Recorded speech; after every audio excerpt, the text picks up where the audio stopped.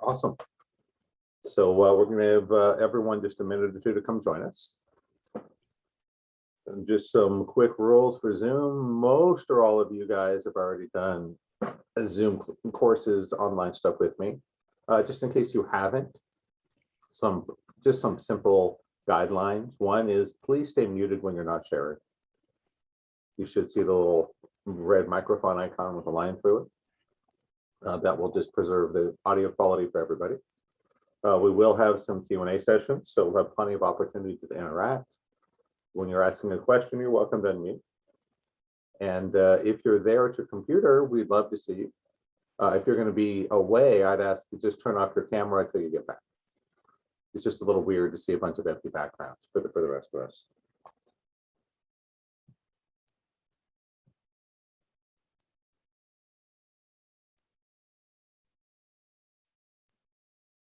All right, awesome. So let's go ahead and jump into it because I got a lot of stuff to talk about today. And there's a few things I wanted to cover. We're going to spend most of our time talking about a little bit about what crypto is and more importantly, the opportunities that are there. We're also going to spend a little bit of time on the holistic spiritual aspect, because I think that's a big part of any investing. And it's the part that most of us are most challenged at. The psychological, emotional aspect of investing and building wealth is a lot bigger than people think. It's one of those things, everyone thinks, oh, just give me the money, I can handle it. No, most people can't. We've all heard the stories about people that win the lottery and lose their money, right? Well, here's a hint. Nobody goes into winning the lottery and thinking or expecting they're going to lose the money. They all think it isn't going to happen to me, right? And then it does to a lot of them. It's similar to very few people get married with the intention or expectation of divorcing. Everyone thinks their love will last for a lifetime. No, maybe it will, right? But a lot of the time it doesn't. So we got to be prepared. And at the very end, I'm sure a lot of you come in with a mindset, oh, Brent, just tell me what to buy. No, I will give a couple sample portfolios towards the end. But I want to be clear, I'm going to say a bunch of times that I can't give financial advice. That's not allowed for me, right? What I can do is share with you my understanding of cryptocurrency and the opportunities, decentralized finance, as well as NFTs and some other, I think, great uses of it, and explain to you a little bit how it works, point you in the right direction in terms of exchanges and software and wallets and things you might want to look into. But at the end of the day, I want to really encourage you that to be successful with this, you've got to be willing to do some work. You've got to be willing to do the research. You got to be willing to get behind the keyboard and look at some sites, watch some YouTube videos and all that. If you don't, you're just going to be at a huge risk for losing money. That's all. I would really hope you don't just go blindly buy what I put on the screen. That's the kind of behavior that's going to get you killed, no matter how much you trust the person giving it. Fair enough? And this is exactly one of the biggest reasons I got killed 4 years ago in crypto. I didn't know where to go to do the research. I didn't know how to look into these things. I just took different tips from people, tried to figure out which one made sense, and go spend a bunch of money on stuff that went down, right? At the end, if there's a lot of people really interested, I'd be open to doing a much deeper group where I'm going to teach you how to do a lot of these things step by step, including the technical analysis and charting, researching fundamentals, where to go to find these things. But I'll leave that up to you guys. My guess is there won't be enough people to make it work, but I could be wrong, right? But there will be no upsell or offer or anything like that unless that's what you guys want. So let's get into the meat of it. So I put together these very simple black and white slides. Just didn't have enough time to go out and make them pretty, so you'll have to live with that. So why am I here today? Well, simply for a lot of us, I think cryptocurrency may be one of the biggest financial opportunities of our lifetime. And why do I think that? Well, what can we do here? It's a fact that Bitcoin has gone up over 5 billion%. since it was released in 2001. That's pretty crazy, right?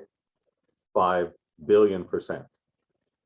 So long story short, if you had bought $1 of Bitcoin back in 2010, it'd be worth $500,000 today.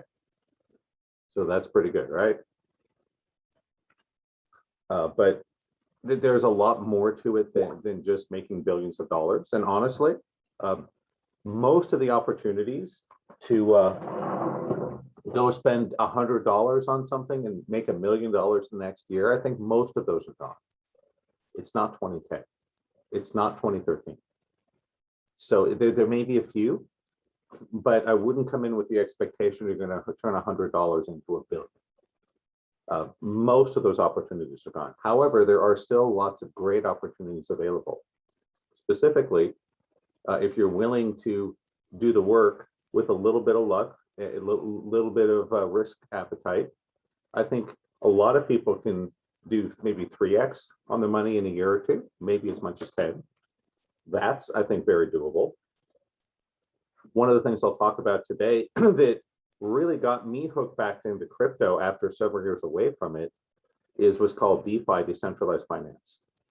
And with just a few minutes of work on your part, you can start earning about 7, 8, 9% interest on stable assets and somewhere between 3 and 40% interest on appreciating assets.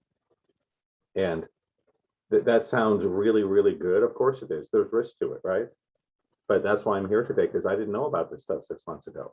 This is all new. None of this existed 4 years ago in the last crypto boom. On the downside, there is a lot of risk here. That there are several big risks to the crypto world. One of the biggest ones is regulatory risk. In other words, we don't know how the government is going to relate to this. And one of the big challenges is, at least in the United States, the government has been unclear about what they're going to do. And this is a problem. So there is significant regulatory risk in that if we look at what happened in China, 2 things happened in China just this year. China has been moving closer and closer to an all-out ban on cryptocurrencies. So 2 of the big moves they made was around May, they announced that they would no longer allow Bitcoin mining in China. And that was the major news that caused Bitcoin to go from 64,000 down to about 40. Though over the long run, I think that's a good thing. That I don't think we want China to have that much influence over crypto. So in the long run, I think they're shooting themselves in the foot. But there is significant risk. And just a few weeks ago, China announced they will no longer allow cryptocurrency transactions. And that caused the market to drop again. But again, I think over the long run, it's probably a good thing. But there is significant risk, one of them being the regulatory risk, that governments around the world have been largely unclear about what they're going to do about this. And long story short, I think crypto needs regulation. I don't think it can break into the mainstream without more regulation. The question is it going to be smart regulation, or is it going to be stupid? I don't know. So that's a big risk, that we don't know what governments are going to do about this. Another big risk is there's a gigantic risk that if you don't know what you're doing, you're going to lose everything. So if you get hacked, if you lose your passwords, you could lose everything. And I want to emphasize this because I think this is an underappreciated risk, that no one thinks, oh, gee, I'm going to lose my passwords. Oh, of course, I'm going to check my backups, but most people don't. So the trouble is this, that in the crypto world, a lot of it is decentralized. In other words, it's just technology that lives on the net. Some of it is not like your bank account. A bank account is very different. There's a centralized institution, right? That, for example, let's say you have an investment account with Fidelity and you lose your password to the Fidelity site. Well, there's things you can do about that, right? You get your passport, your driver's license, your utility bills, some supporting documentation. You go down to their office, you show it to them, convince them that you're you, and they will give you a new password. That does not exist for crypto, at least not in the same way. It does to a limited extent with some of the on-ramp exchanges we'll talk about today, like Coinbase. Just be aware, even when there is a centralized authority, the customer service is awful. It's hard to pick an industry that has worse customer service than crypto exchanges. So just be aware, there may not be someone there to bail you out. If you lose your password, if you lose your private keys, if you have a hard wallet, you lose it, a lot of the time it's gone. There is no recovery. So just be careful of that, right? Underappreciated risk. And I would say for those of you that are technophobic, be really careful putting money in crypto until you get over that, because this is technology. And, you know, I would just hate for you to lose money. I'd much rather see you put your money in a savings account or CD that earns 1% in a way that's secure than have you go after, you know, the 15% yield and lose your password and lose all your principal. Fair enough, right? So you do need to have some basic technical skills, and more importantly, you've got to be able to follow instructions. Why? A lot of stuff in the crypto world, that's all you have. All you have is the instructions and some software. And if you're not comfortable with that, stick to the easier strategies we're going to talk about and start building your skill. That you're just going to miss out on gigantic opportunity. And one thing I've been saying for years, to those of you that have been through my level 3 training, the spiritual prosperity, I kind of jump up and down and say, hey guys, you got to budget some time and energy to learn some basic tech skills. I mean, you don't have to, but you're going to miss out on gigantic opportunities if you don't. So be careful, right? I would hate for any of you to lose your principal because you didn't have the technical chops or work with someone, right? If you have a son, a daughter, a niece, a nephew, someone that can help you with this, just that's great. Just be careful, because again, every person that has your passwords, your private keys, has the keys to the castle, right? It's like giving out your car keys. You know, be careful who you give your car keys to. So there's definitely risk there. And there's also technical and exchange risk. That the crypto exchanges are not like banks in that sense. That ever since the Great Depression, at least in America, our savings account at our banks are insured by the government. Right, and that was a big part of the Great Recession. So if you go to your local bank, put money in the savings account, and that bank goes bankrupt, the government will repay you that money. That's the FDIC, right? Federal Deposit Insurance. That does not exist in crypto. So if you put your money on a crypto exchange and it goes bankrupt or gets hacked or disappears, it's gone. And this happened to me. I lost what would today probably be worth $40,000 to $50,000 worth of crypto when Cryptopia went bankrupt. And I had to go through this whole claims process. I still haven't seen anything out the other side. So that there is significant risk. That there's technical risk, right? The software could crash. There's exchange risk. The exchanges you put your money on could go bankrupt or get hacked or go down. And I ran into a technical thing this week. I was using the Solarium, one of the Solarium farming sites, and I put in a transaction and my coins disappeared and it errored. And I was able to get it resolved, but it took me almost 3 hours in chat on a Discord server to get it fixed. So if you are unwilling or unable to do that, you could have a problem, right? I just want to emphasize there's a lot of landmines here. There's a reason you can make so much money, because there is risk, right? If you manage the risk, if you know what you're doing, I think you can do great. Otherwise, we wouldn't be here. And just looking at a couple comments in the chat room. Sheila asked, can this be done over a PC? For the most part, yes, but you will need a smartphone for a couple of reasons. One, you're going to want to set up what's called two-factor authentication, and I'll talk about that later. That's really important to secure your accounts. And you're going to need a smartphone for that. Second, and this is much less of an issue, there are some exchanges where there's certain things you can only do on the smartphone app, which I think is stupid, but that's how it is.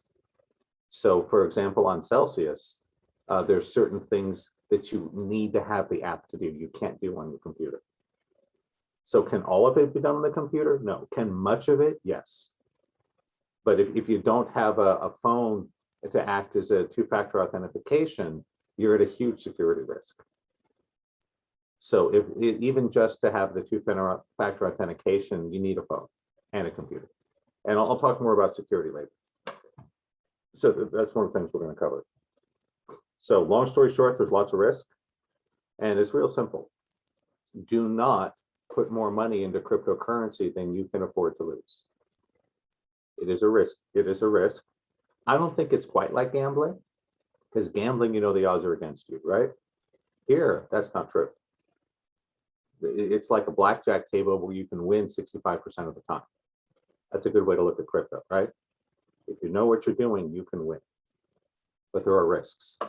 So please, if it were me, do not sell your only home to buy a Bitcoin, right?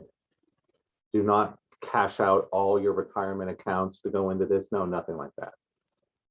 That depending on the financial advisor, numbers I've seen, crypto anywhere from 5% up to 20% on the high side. If you're younger, more aggressive, can handle more risk. Me personally, I wouldn't go beyond that. 5 to 10% is a good number for most people, but you should probably talk to your financial advisor, your accountant, before you make any major plays. Understand the tax implications, understand the portfolio risk, right? That older people need to be more conservative than younger people, because if you're 25 and you put your money into crypto and lose it all, you got plenty of time to recover, right?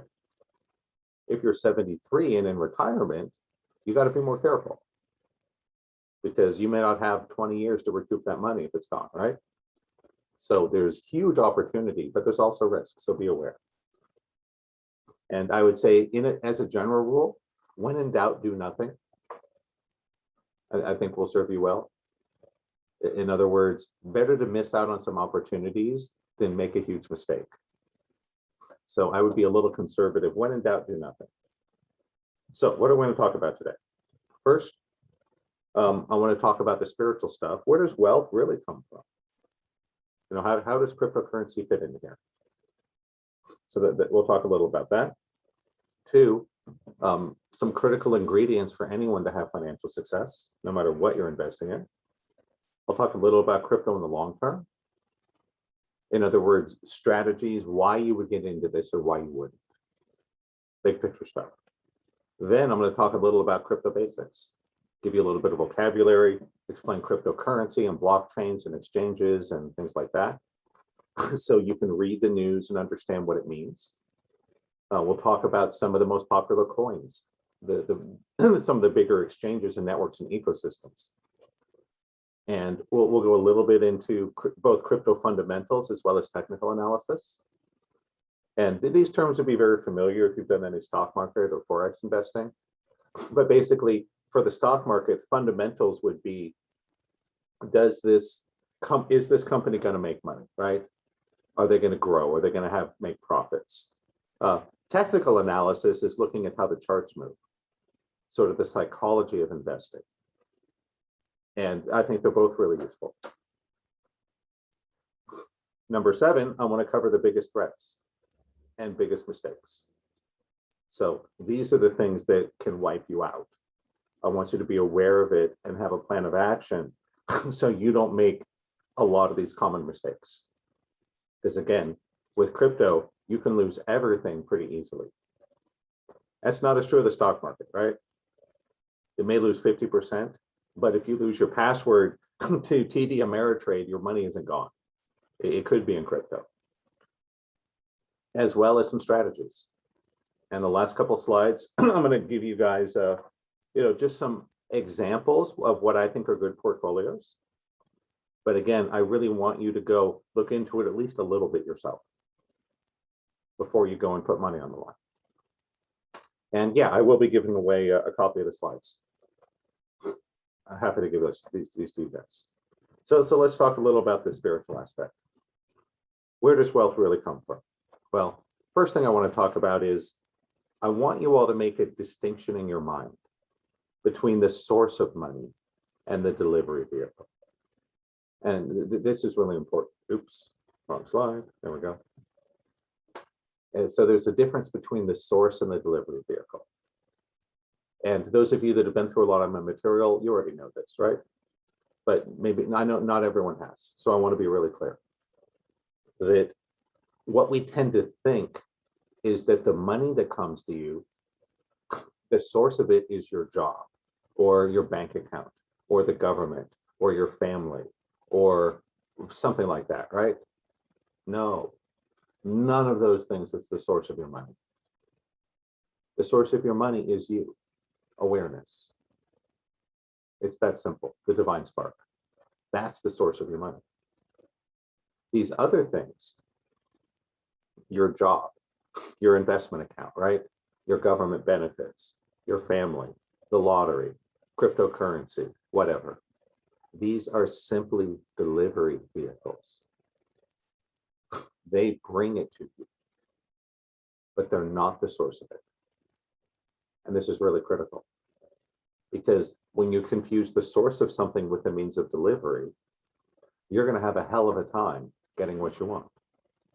The example I use in Unleash Your Inner Millionaire is this. Imagine that the aliens come down from outer space and land in my backyard. And I'm like, oh my God, honey, the aliens are here, finally, right? About time, guys. We really need your help. We're having a lot of problems here on Earth. Humans suck. And my wife is all, oh my gosh, the aliens are here. Well, I didn't cook anything for dinner. I'm like, that's okay, let's order a pizza, right? So we're hanging out with the aliens, and all they see is a guy in a funny little car drives up to my house and hands me a pizza. That's what they see, right? They've never been to Earth before. And they try it and they're like, oh my gosh, Earth food is delicious, right? We love this. And by the way, if you read the channels, a lot of them will say that that's one of the things that's interesting about Earth. Earth is renowned for having really good food. So I guess in terms of the cosmic community, Earth is known, yeah, they got some great restaurants in that neighborhood, right? So the aliens are saying to each other, wow, that pizza was wonderful. And so the next day, when they get hungry, they don't understand that there's a pizza restaurant. They don't know that I went on my cell phone and ordered the pizza and paid for it with a credit card through the app, right? All they know is we were hanging out and a guy in a funny little car drove up to my home and handed me this cardboard box full of pizza. So in other words, they cannot distinguish the source from the delivery vehicle. The source is the pizza restaurant, right? I tap into the source by calling them or ordering online. Then some young guy, often a teenager or in college, drives it out to your house, right? The delivery man. He didn't make the pizza, did he? No. But if you can't distinguish the difference, then the next day when the aliens get hungry, they may start roaming around my neighborhood trying to find a guy with a little domino sign on his car and then flag him down, pull him over, right? Bribe him, threaten him, seduce him, whatever, to get pizza. That's not going to work very well, is it? No. Why? They're trying to manipulate the delivery vehicle rather than reaching into the source. That's really important, right? If you're trying to manipulate the delivery vehicle, you will not have a steady supply. You will not tap into prosperity that way. But if you tap into the source, you can. If you know how to call the pizza store, you can have a pizza delivered every night, can't you? Yes. Almost like clockwork. If you don't, if trying to manipulate the delivery vehicle, trying to drive around the neighborhood to find the Domino's car or whatever, that's not going to work very well, is it? No. Sometimes there will be no delivery car, right? And even if you find them and track them down, the guy's probably going to call the police on you. And just know, this is how most of us operate in terms of money. We see the delivery vehicles and we go to try to manipulate them. Oh, gee, look, the stock market, that's a delivery vehicle. Let's go manipulate the stock market to get money, right? Or your family or Social Security or the lottery, again, doesn't matter, right? I just want you to know that manipulating the delivery vehicle does not work consistently. I don't think you're going to find your prosperity that way. And so what does this mean? Well, what it means is, in terms of money, we're all governed by what I call the subconscious financial thermostat. That is the source of your money. It's the energy inside you, how you think about things, your perspectives, your behaviors, how you react in relationship to things in the world. That's the source of your money, not the stock market, not cryptocurrency, not even your job. And so in terms of the financial thermostat, I like this as a metaphor, because it's kind of like the thermostat on your wall. And the thermostat on your wall, a lot of us have smart thermostats, right? You can, if it's really hot out, you set your thermostat to 78 and the air conditioner comes on and it starts blowing cool air until the temperature drops to the setting, right? Then the air conditioning turns off. Or in the winter, right? You come home, you've been out all day, it's cold in your apartment, it's 63 degrees, you put the thermostat for 68, the heater comes on, right? And blows hot air until the temperature gets up to the thermostat setting. So basically the thermostat is a mechanism to push the temperature back towards the setting, right? If it gets a lot colder than the thermostat setting, the heat comes on and will slowly warm up. If it's a lot hotter than the thermostat setting, the air conditioning comes on and slowly cools it down. And that's very much how money works. Why? Well, you notice that, let's say that I live in New England, which I used to, right? And I left my window open and I go out all day and I come home and it's January and it's cold outside.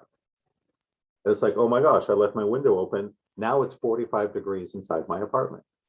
And that happened to me and my roommate back in the winter of, what was it, 94. Yeah, my roommate Chris had left the window open when he was really drunk. And it was 45 degrees in our apartment the next day, right? That sucks. Well, the instant I turn on the heat, it doesn't, the temperature doesn't immediately jump to 70, does it? No. When I put on the thermostat, the heat comes on and starts pushing heat into the apartment. And over time, it reaches the setting, right? It's not like I turn on the heat and it's instantly 70. In other words, there's an influence that pushes it towards the thermostat setting. It's not an instant shift. Makes sense, right? And so our money is governed by this thermostat. And the thermostat is you, your belief systems, your energy, your attitudes, your behaviors. Over the long run, that's the only way to really make money. That a lot of people have this mindset, oh, Brent, just tell me what to buy and I'll go buy and make lots of money and everything will be good. No, right? That's manipulating the means of delivery. You may have occasional success with that, but I don't think you're going to have reliable, consistent success over the long term. So, long story short, that we are governed by this financial thermostat, and manipulative scheming and planning alone does not work. That's what I mean by manipulating the delivery vehicle, right? In other words, if you leave you intact, if you make no changes to you, and you take a good stock tip or a crypto tip and simply take manipulative action to get more money, that does not work very well. And I'm emphasizing this because this is what most people think. This is what I used to think. Oh, just tell me what to do to get the money. It's like, it's not that simple. You have to change you first. Because quite simply, the amount of money you have is roughly what you're wired for, right? According to this thermostat. This is why most people make about the same amount of money no matter what they do. This is a fact. It's crazy that I look back at my life, and it's really weird. It's a weird coincidental fact. Well, it's not a coincidence, it just looks that way. That the last full-time salary I took as a software engineer in the 90s, compare that to the first full-time salary I took when I got my healing business going years later. They were identical to the penny. And this wasn't a grand plan, right? This is just the way it worked out. And there was, what, 7 years difference in time? So in a completely different industry, doing something totally different, I made exactly the same amount of money. That's weird, right? Right. That's why I say the source is different than the delivery vehicle. We're all governed by the thermostat. And manipulative scheming and planning alone does not work. And if you don't believe me, you're welcome to do it as much as you like. Right? Go do it as long as you like. Until you're convinced, right? Totally up to you. And so we see the same phenomena with lottery winners. That we've all heard the stories about how, depending on who you ask, anywhere from 40% to 80% of people that win millions of dollars in the lottery lose their money. That's pretty crazy, right? Are they all stupid or irresponsible? Some of them probably, but not everyone, right? In California, there's actually a new law. Well, I don't know how new it is, but that in California, at least, if you win a big lottery prize, they don't just hand you a check like they used to. You actually have to go through some consulting and training first. They want you to understand the tax ramifications and that everyone's going to want money from you and how to recognize scams and all that, right? So they actually make people go through some kind of training consulting program before they get the big check in order so that not everyone will lose the money. Guess what? It didn't make a big difference. Most people still lose the money, right? Why is that? It's not about manipulative action. It's about what's inside of you, right? The subconscious financial thermostat. The lottery is simply a delivery vehicle.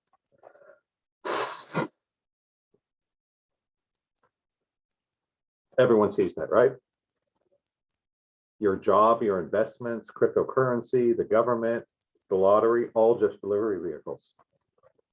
Giving someone with poor person mentality money does not work. They will lose the money. Another great factoid, that if we look at professional athletes in the major leagues, right? NBA for basketball, NFL for football, MLB for baseball, right? Big world-renowned sports leagues, that for all of these leagues, the minimum rookie salary is about $500,000 a year. So that's pretty good, right? Like in the NFL, I think it's $550,000 a year, something like that. In other words, if you're in the league, you're making at least that much money. Here's what's crazy. A majority in some cases, of retired athletes that have made millions of dollars in their career go bankrupt within 5 years. The numbers I've seen are 60 to 80% for the NFL, which is kind of horrifying. So that 2/3 of professional athletes, they spent their whole lives building up their bodies and skills to play in this league.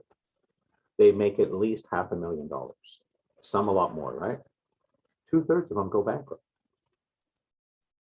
For basketball, the numbers are 40 to 60%. And for baseball, it's 30 to 40%. What's the difference? Well, it's the cultures where they come from.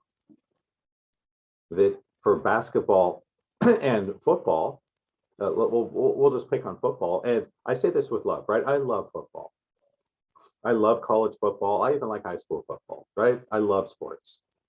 But if we look at football, where do most football players come from?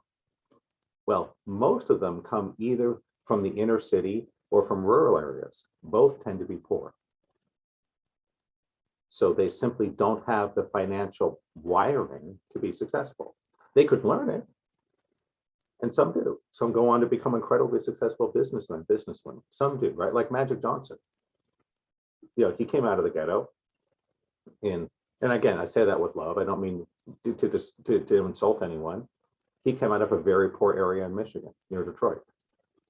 And he made a huge career in basketball and has been in a really successful businessman since then.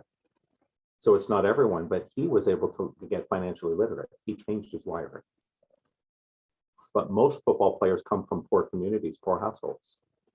They never learn how to think like an investor.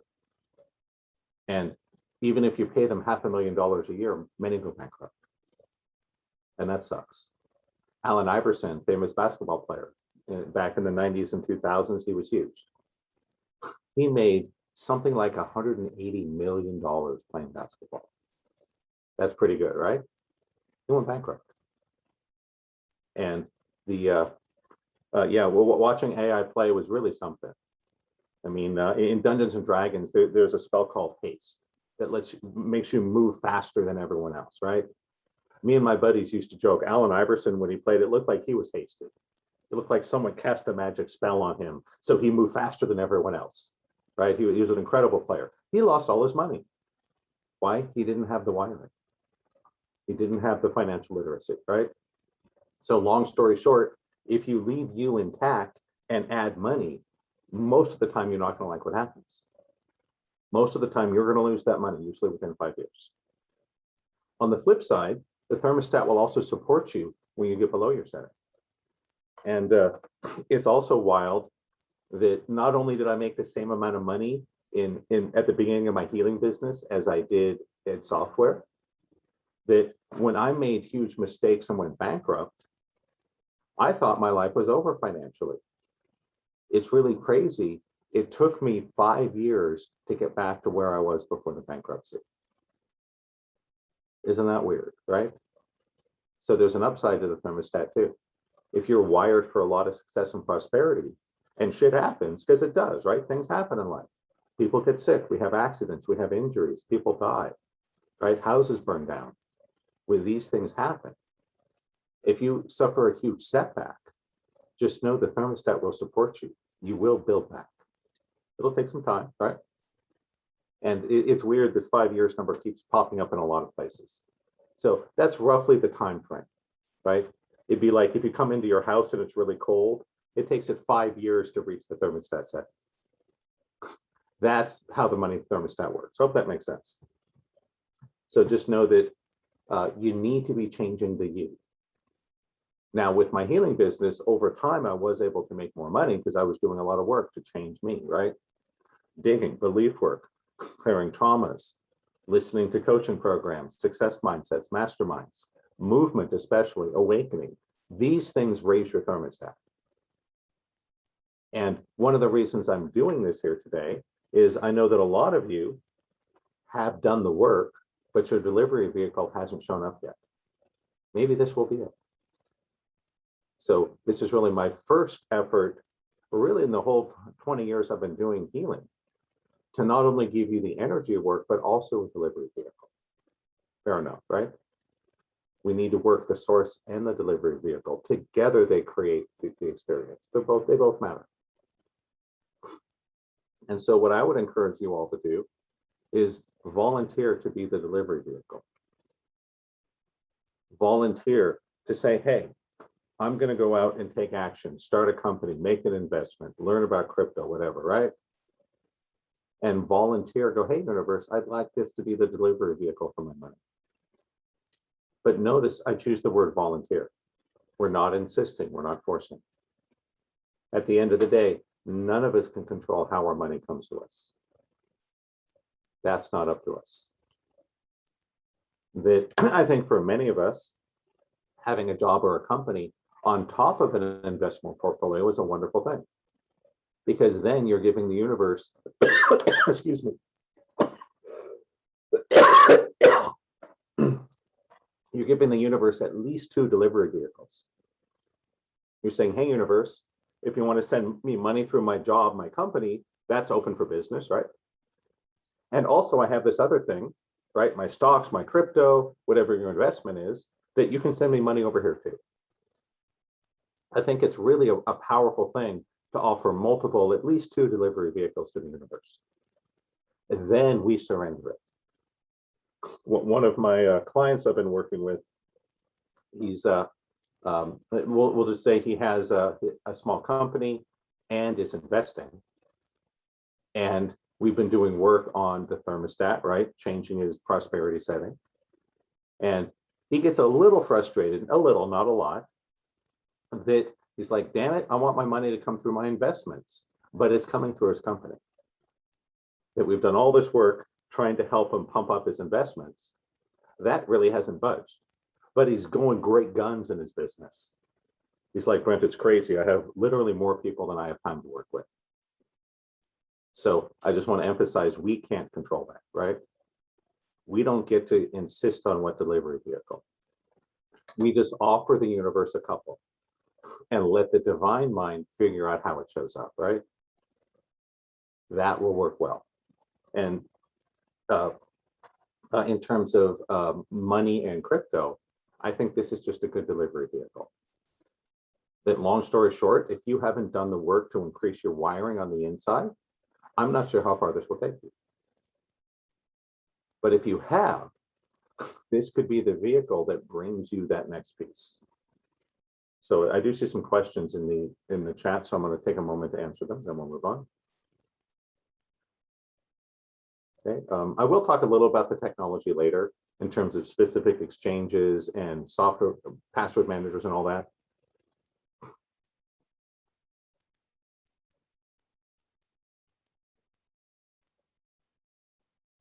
And just a reminder for everyone, you can save the chat in Zoom, but it doesn't do so automatically. There's like 3 little dots in the bottom by the chat bar. You click that, there's an option to save the chat. So if you want to save the chat, you can, just know Zoom doesn't do it automatically. Hey, Mark asked, yeah, attachment to money or the need for money. Yeah, long story short, if you still think you really need the money, if you're attached to it, you've dug a deep hole. That trying to make money from a place of attachment and neediness, desperation, is generally ineffective. And that money and success are a feminine energy. And for anyone that's ever been on a date, we know that there is such a thing as masculine and feminine energy. And let's just say you're on a date, and it doesn't matter if you're a man or a woman, gay or straight, it's all the same energy, right? If you know that your date is trying really hard to make you like him, right? That he's desperate for attention or love, that's creepy and weird, isn't it? It is. If someone's trying really hard, if they're really desperate, that's unattractive. We generally try to get out of there, run away. Money feels the same way. Money doesn't like it when you're creepy and weird about money. It finds that desperation unattractive. And so the more attached you are to money, the more meaning you give it, the harder it is to make. But one thing my mentor Carl Wolf would say is, what you want and desire, you push away from you. And I get the mindset, oh God, Brent, you don't understand. This is real. I have bills and I don't have money. It's like, I get it. It's real. But that relationship just doesn't work. And really, the only way to get past attachment, in my experience, is awakening. That's the only thing that really works. There's other ways to chip away at it, but the awakening process, that will penetrate to the core. Okay, question, what about the relative value between past, present, and future? Yeah, of course it will adjust over some point over a course of years.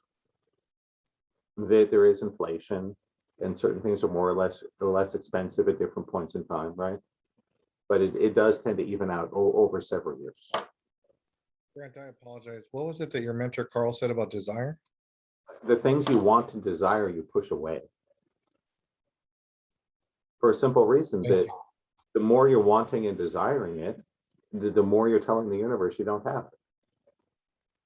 Because if you had it, you wouldn't be wanting and desiring it, would you? Right. So the more you want something, the more you push it away. The way to actually have it is to live in the energy of it, right? Living as it. That actually works. The So- way that, can you repeat what you just said? When you want something, you push it away because you're creating the wanting. You can't have something when you're wanting it, can you? No, right? Let's say I really want a cheeseburger. Okay. As soon as I get a cheeseburger, I stop wanting it because I have it. So the more you want something, the more you desire, the more you push it away. Because you're creating the state of the wanting, the desire. And you can't have the thing you want when you're busy wanting it, can you? That's right. Because the instant you get it, you stop wanting it. So, and this is one of the many traps we fall into. So I want y'all to delivery to raise your subconscious thermostat. Volunteer your job, your career, your crypto to be the delivery vehicle. How do you raise the thermostat? You do the energy work, right? Most of you have already done a lot of my programs. I'm not going to talk much about that here, right? Do the digging, do the movement, practice the quantum field entrainment, study awakening. That's how you raise the thermostat. Most of you know that. So you can get in, do the subconscious digging. That's helpful. Awakening is the only thing that'll get you past attachment. I haven't found anything else that really works. So if you aren't fully awake, you might want to hit that one a little harder. And the quantum field entrainment is gigantic, probably the most important of all of this. We've got to connect to the real you. Those of you that have been through the level 4 that like we did last weekend, this is what I'm talking about, right? That you know, when we did the level 4, when we see people, when they really connect, they light up, don't they? They become more joyful. They become more attractive. That's what I mean by the real you. This joy, this passion, this serenity, that's the real us. All the rest of it is learned behavior. The beating yourself up, the negative thinking, the sabotaging behavior, that's all learned. That if you can connect with the real you, you'll do great. You'll do really well. And really the quantum field work, I think, is the most important. That's what we do in level 4 in the Awakening Intensive. That made the biggest difference for me. This was just my experience. Your mileage may vary. Lots of digging took me from deep in debt and on disability right back to the middle class income I had years before. So it dug me out of the hole, but it didn't do better than get me back to where I was. It wasn't until I started doing the quantum field work with Carl Wolf that's when I really started to make more money. But I think they're all really useful in their own way. So who are the ideal candidates for success with crypto or investing? One, you've already done a lot of the energy work, right? You've done the digging. You've at least started your awakening.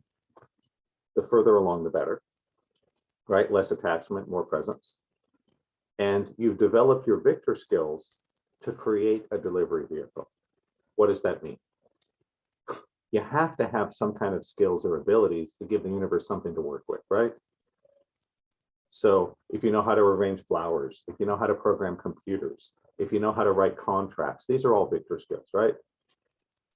You have to go develop yourself, learn things, develop skills that you can apply to make money, including the crypto skills we're going to talk about today. So I'm going to give you a new skill set today.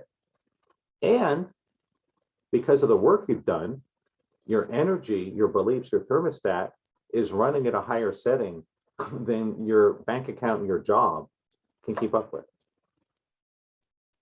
And so this is why I'm doing this. This is for people that have done the work that are still waiting for that delivery vehicle. Make sense? And lastly, we're going to give you a prosperity vehicle today that's all charged up and ready to rocket you to the moon. But if you don't have your energy right, nothing I tell you about crypto can help. Fair enough? And lastly, you got to be willing to do the work. Some of you may not like checking websites to look up coin market caps. Too bad. You want to have success, that's what you have to do. There has to be a willingness to do the work, to be uncomfortable, to do things you don't like or think you're bad at. If you don't have that, I'm not sure. And again, nothing I say about crypto is going to work. Cool. So If you don't already meet all these conditions, I'm not going to do any offers on classes or sessions or anything here. Contact me. I'm happy to work with you. Fair enough? All right, let's get into the technical stuff about crypto. Oh yeah, and if you're interested in going deeper, just contact me. Let me know which trainings you've done, where you're at, your priority, your budget, and I'm happy to work with you to create a plan, to get your energy in line, as well as to create a financial strategy using crypto. All right, so now let's talk a little about crypto. First question is, should you be investing at all? And I think this is really important. Here's the question. Do you see a future in digital money or not? Really, this is the question. Where do you think all of this is going? There's really two different opinions you might have. Opinion number one is, wow, I see the value here. Can we please stay muted? Yeah, it just sucks when I have to take time away from the group. Please stay muted when you're not sharing. Thank you. So big picture, do you see a future in this or not?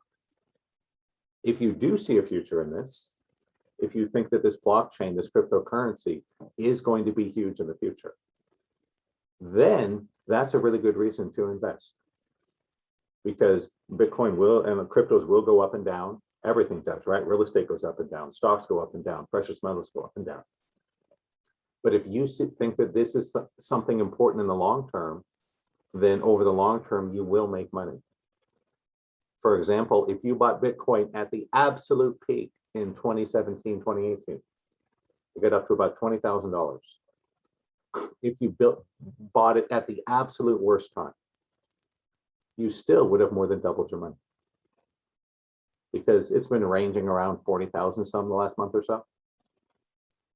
So in other words, if you think that this is what's going to be a big deal, consider investing.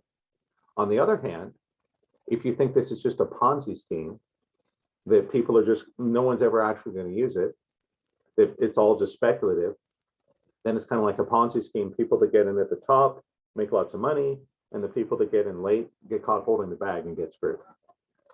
If you don't see a future for this stuff, I wouldn't put money into it, because you're just trying to catch a falling knife, as they say, right?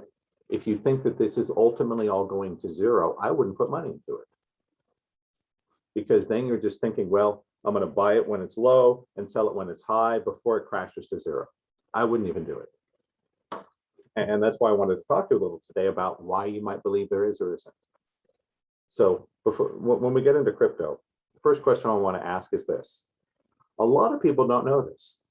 Why was Bitcoin originally created? A lot of people have no idea. Here's the answer. Bitcoin was created in reaction to the 2008 financial crisis, the Great Recession. And it was created because ever since then, the central banks of the world have been massively manipulating our money supply and just printing money like it's going out of style.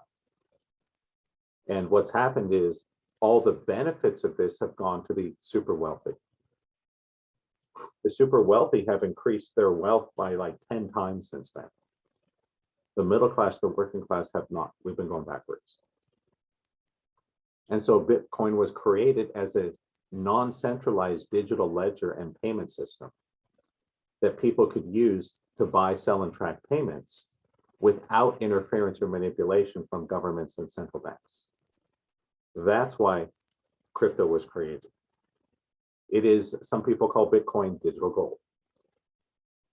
And so it is a new store of value. And it's an alternative to what's called fiat money, which is government printed money like the US dollar, right? As well as other assets that are seen as having inherent value, such as gold or oil or art. So cryptocurrency is another way to store value, but it's very threatening to the powers that be, because they can't control this the way they can control the US dollar or the ruble or the yen or something, right? This is why it's so threatening to them. And so what's really happened to Bitcoin since then? Well, Bitcoin hasn't quite developed the way that the original founders expected it. Really, up through about 2018, 2019, Bitcoin and all cryptos were primarily used as risky speculative investments. And a lot of the actual use cases were criminals and scammers. That, however, has changed. That especially last year and this year, we're starting to see people actually using these things. And this is why this is so exciting. There's a shift happening. Yes, a lot of it is still speculative, but we're actually seeing people use them for real things now. So what do we think in the long term? Perspective number one, it's a scam, it's a pyramid scheme, right? Again, if that's what you think, if you don't see that there's a real long-term value here, I wouldn't put my money into it. Why would you buy something that you believe ultimately is going to zero, right? They call that trying to catch a falling knife. Don't do it. I would only buy it if you see the reason that you think this is going to get even bigger. So that's number one. Perspective number two, this is the future of money and finance. And I lean a little more towards number two, that quite simply, there's things you can do with crypto that are simply infeasible to do with the old financial systems. This is in many ways a better mousetrap. And whether it survives over the long run, a lot depends on the functionality. That there's some more advanced farming websites that I've been getting into that it uses automated debt and leverage in order to increase yield on investments.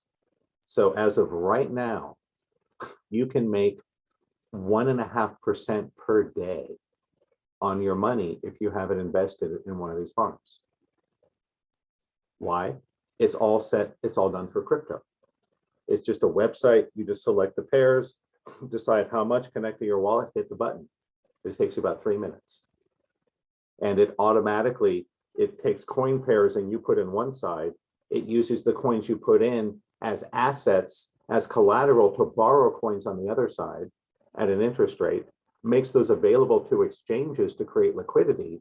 You get paid transaction fees, and it automatically pays off the debt you've incurred and just gives you the profit.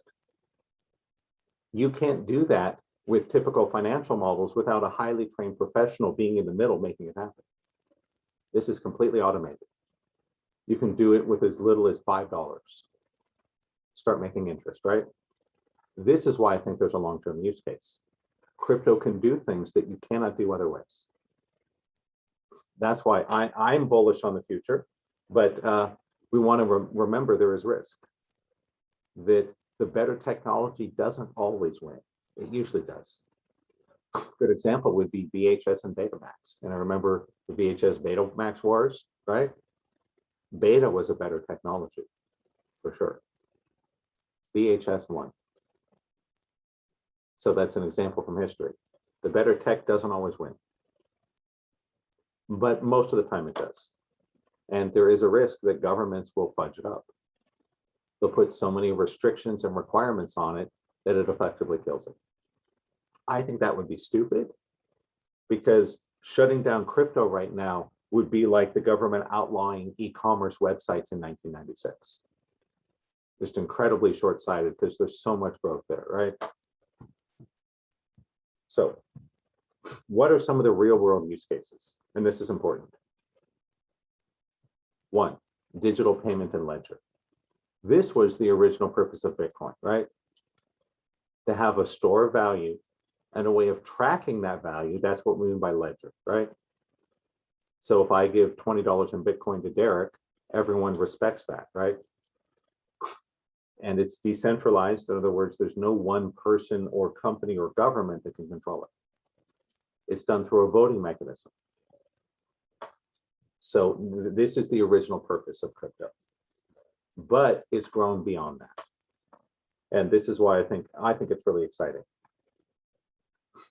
It can do smart transactions. This is not something that Bitcoin can do, but it's what Ethereum can do. It's what Solana and Cardano can do. It can automate these transactions like I just talked about. There's little pieces of code that come with your money, basically. So imagine that, again, I'm just kind of making up models to help you understand it. Imagine you could program your wallet to go out and buy groceries and buy pizza or whatever, right? And you didn't have to worry about it. Your wallet would go off on its own and spend the money and bring the things to your door and put them in your refrigerator. That would be pretty cool, right? If you didn't have to actually go out and spend the money and drag in the groceries. That's kind of what smart contracts do. So this is huge to move forward. You can do so much more with smart transactions. It's an enforced mechanism through software of making sure people give what they say they will. Then we have NFTs. What NFT stands for is non-fungible token. That's a, I want to explain that word for everybody. Fungible means that one is as good as another. So for example, dollars are fungible, right? If I loan Carl $100 and he pays me back next week with different bills, that doesn't matter, does it, right? Right. I can loan him 520s and he hands me back $100 bill next week and we're good. His dollars are fungible. They're interchangeable. One is as good as another, right? If you lose $1 million yesterday and make $1 million tomorrow, you're good, right? You're whole because they're all the same. Children are not fungible. So for example, let's say Carl was babysitting and I dropped off my son and 3 hours later, I come to pick him up and Carl goes, "Oh, sorry, Brent, I lost your son, but I grabbed another kid from the park. Here you go." It's like, no, that doesn't work, right? That's non-fungible. So children are non-fungible, right? If I drop my kid off at school, I'm not okay with getting a random kid on the other side. They're not all the same. One does not replace another. So NFTs are what's called non-fungible tokens. In other words, if let's say that I have a cute cat video, an MP4, right? Then for the most part, that video is fungible. In other words, I can make 100 copies of it and post them all over the internet. And each one you watch is pretty much the same as another, right? You copy a file, the copied file isn't always the same as the original, digital, right? So a non-fungible token is the opposite of that. It's saying that this copy of the file is not the same as the other one. It would be example, the difference between the original Mona Lisa versus a reproduction, a copy. That the copy may look like the original Mona Lisa, but it's not valuable, is it? Not as much so. So the original Mona Lisa is probably worth what, $100 million? I don't know. I'm not sure. I'm not even sure it's for sale. It's worth a lot, right? We'll just say $1 billion. And you can make a perfect copy of the Mona Lisa with a scanner and a laser printer, right?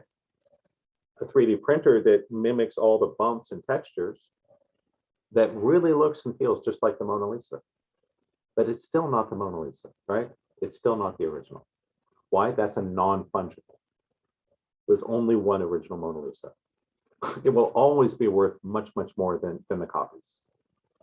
That's what an NFT is. That's a non-fungible token. You take something digital, right? A piece of artwork, right? An article, a video, and you put an authenticity stamp on it that makes it rare. That's what a non-fungible token means. So a great example of this, I think it's called Top Shots, that the NBA did this, basketball, and it's been hugely successful. That what they did was, they call it, I think, NBA moments. So every great play in the NBA, right? Like LeBron James does some massive dunk on someone, right? That moment in basketball history, they turn into a non-fungible token. And they sell it and they go, you own the only copy of this, right? You own this dunk, literally. it happened, right? It's recorded. You have a little video clip, but it's not just the same as every other video of that dump. You own the official one. Does that make sense? That's what makes it so valuable. It's interesting that baseball got it wrong. That baseball is in a bit of a crisis over this. That when they tried to create NFTs, all they did was take their traditional baseball cards and digitize them. And nobody cared. Because people went, who cares about getting a digital version of the, Barry Bonds rookie card? We already have the actual physical card. So it's a little tricky, right? I think the NBA did much better because they weren't limited by just taking the old idea and implementing it in new technology. They're doing something new.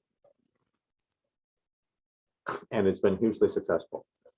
There was one package of NFTs that sold in January, like baseball cards, right?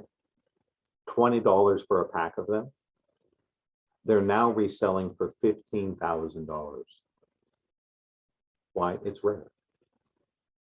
It's artificial rarity. Why is the Mona Lisa so valuable? There's only one, right? There's only one original Mona Lisa. People are willing to pay a lot of money for things that are rare. And so that's essentially what's creating the huge boom in NFTs. And so that's what an NFT is. And that is one of the big driving forces of cryptocurrency this year. NFTs are going nuts. Another one is cross-border money transfers.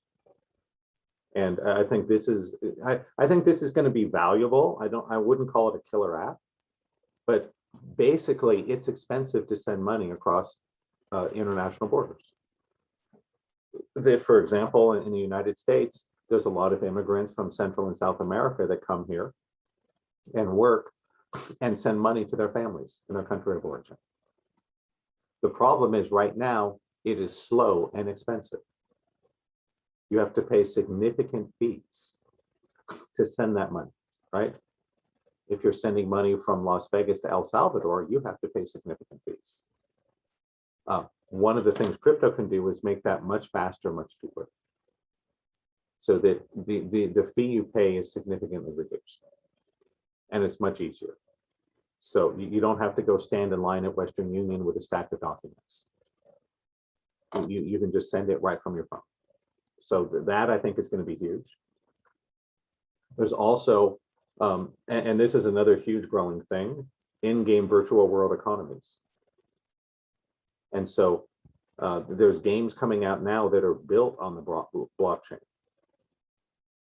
And what this means is all of these online games and virtual worlds have their own economy. And there has been this informally since we've had online games like World of Warcraft. If you spent 400 hours building with your character to 50th level, you could sell it on eBay. Why? There's some middle-aged lawyer who wants to be a badass in World of Warcraft that's willing to pay you $2,000 so that he can just have a badass character without having to work for it.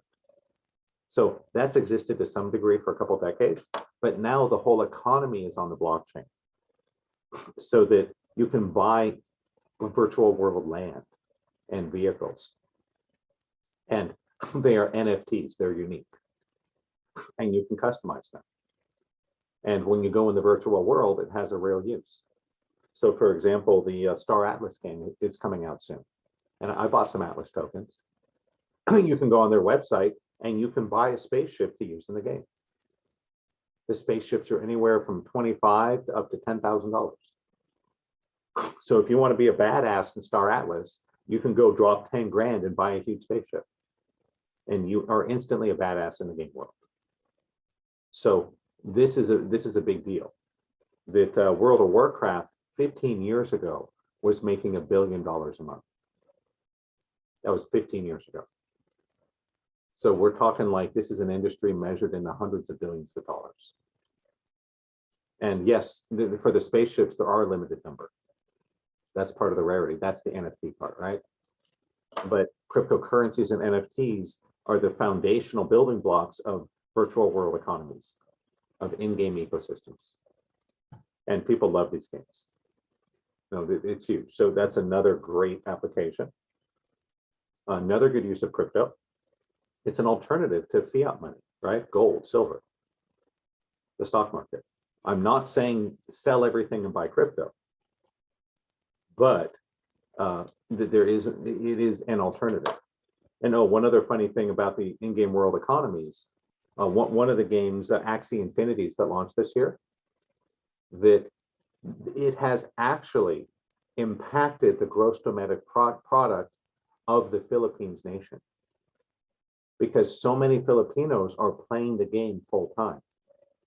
They make more money playing the game, earning rewards and tokens, than they could at a regular full-time job. And one of the crypto teachers I was watching was saying, man, if you got teenagers at home, don't have them waste their time getting a job at Taco Bell, right? Play a damn game. You'll make 3 times as much money. So there is a huge demand for these things. And people are literally quitting their jobs to play a game because they can make more money in the game than at the job. Pretty wild, huh? So it's an alternative to US dollars, gold, other stores of value. But what I think is the killer app is decentralized finance. This is the one I'm most excited about.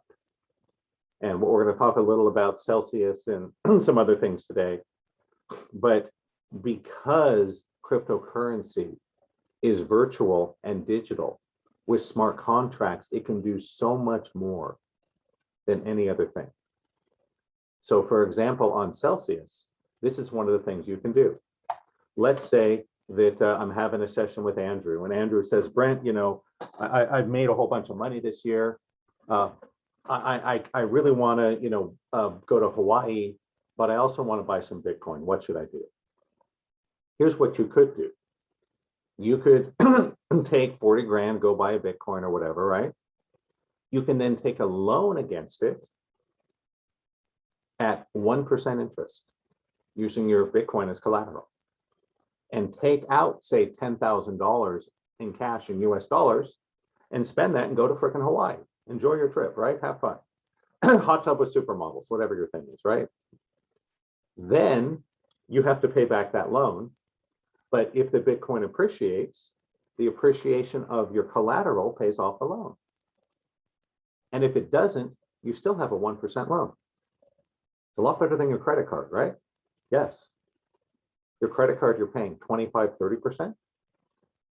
On Celsius, as long as you stay beneath 25% loan to value, it's 1%. If you go up to 50% loan to value, it's about 5%. Still way better than your credit card, right? So this is the kind of thing you can do. You can borrow cryptocurrency here at one interest rate and puts it down on this other one. Now, of course, there's risk, right? If the Bitcoin goes down, then you still have to repay the loan, but you're repaying the loan in dollars, not in Bitcoin.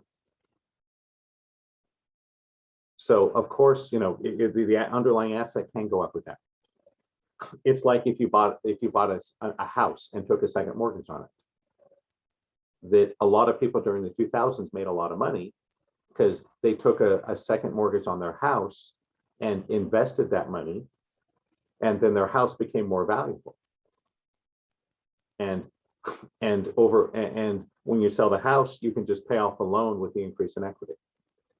Same kind of thing, but DeFi lets you do it with very small dollar amounts. You could do this with $20, $50, $100, not just $1 million for a house, right? So there's enormous opportunity in DeFi that I think over time, DeFi is going to largely displace credit cards. Why in the world would you be paying 30% interest on your credit card when you could just borrow the money against your crypto at 1%? Again, there's risks either way, right? And if you're really worried about the asset depreciation, you can do it in stable coins. You could buy, you know, 40 grand worth of US dollar coins, put it on Celsius, earn 9% interest. That's pretty good, right? You may wonder, how in the world can they pay you 9%? Well, because they're using your money and going out and loaning it out using these same technologies. They're taking your money and going and farming it with more advanced strategies. It's no different than what a bank does with your deposit. You put your money in the bank, they pay you what, 0.1%, 0.5%, maybe 1% if you're really lucky. How can the bank afford to do that? Well, the money isn't just sitting in the bank vault. They're loaning that money out to people at 5 or 10 or 20%. Does that make sense? That's how banks make their money. They take deposits, pay one interest rate, then loan out the money at a much higher interest rate. Because DeFi is so powerful, so flexible, companies like Celsius can afford to pay you 9% interest, even on stable coins. Why? Because they take your crypto and they go do these more advanced, fancy things and earn even higher interest rates with it. And this is why the Sol Farm is so cool. That earlier this week, you could make 2% per day on an Orca US dollar pairing. I don't know anywhere in the world you're going to make 2% per day on your investment. Now it's dropped a little bit. Now it's down to 1.6% per day. Boo-hoo, I'm only making 1.6% per day on my money. Right. This is why this is so exciting. So I think DeFi is going to be the killer app. I think it's going to completely change money and finance, and the banks are quaking in their boots. Why? They don't want this to happen. You think that the people that made carriages for horses like automobiles? No. They saw the writing on the wall.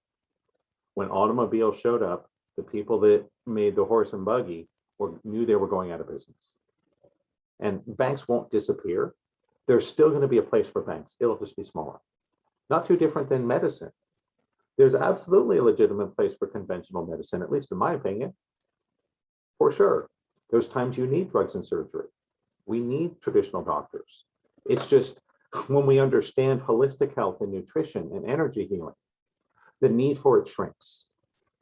Because there's other things that can do those things better than drugs and surgery, right? But there's still a place for it. So there's still going to be a place for banks. It's going to be smaller than today. That, for example, if you want to buy a house, if you want to take a mortgage, you're still going to need a bank. Why? Your house is not a fungible token, right? We tried that and that's what's created the great financial crisis. Well, when they created these collateralized equities out of people's houses, it blew up the whole system. So if you're going to buy a house with money you haven't made yet, right, a mortgage, you're still going to need a bank. Celsius can't do that for you. But there's a huge opportunity here. And I think when Celsius finally gets around to releasing a credit card, it's going to really rock the boat. Because again, how many other places can you make 9% on your dollars? I'm not aware of any. You put USDT on Celsius, you'll make 8.8% every day. Pretty awesome, right? So let's talk a little about some crypto basics and vocabulary, then we'll take a short break. So next thing I want to talk about is to get you clear on what these words mean. So what is a cryptocurrency? They're also called coins, right? Bitcoin, Ethercoin, etc.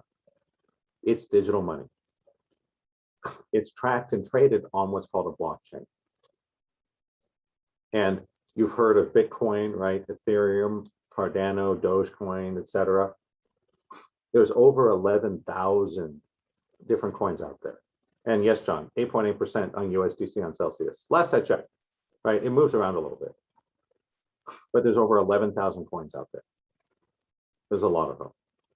A blockchain is the technology that the cryptocurrency runs on. And basically, it's a decentralized distributed ledger that uses cryptography to verify the sender and receiver of messages.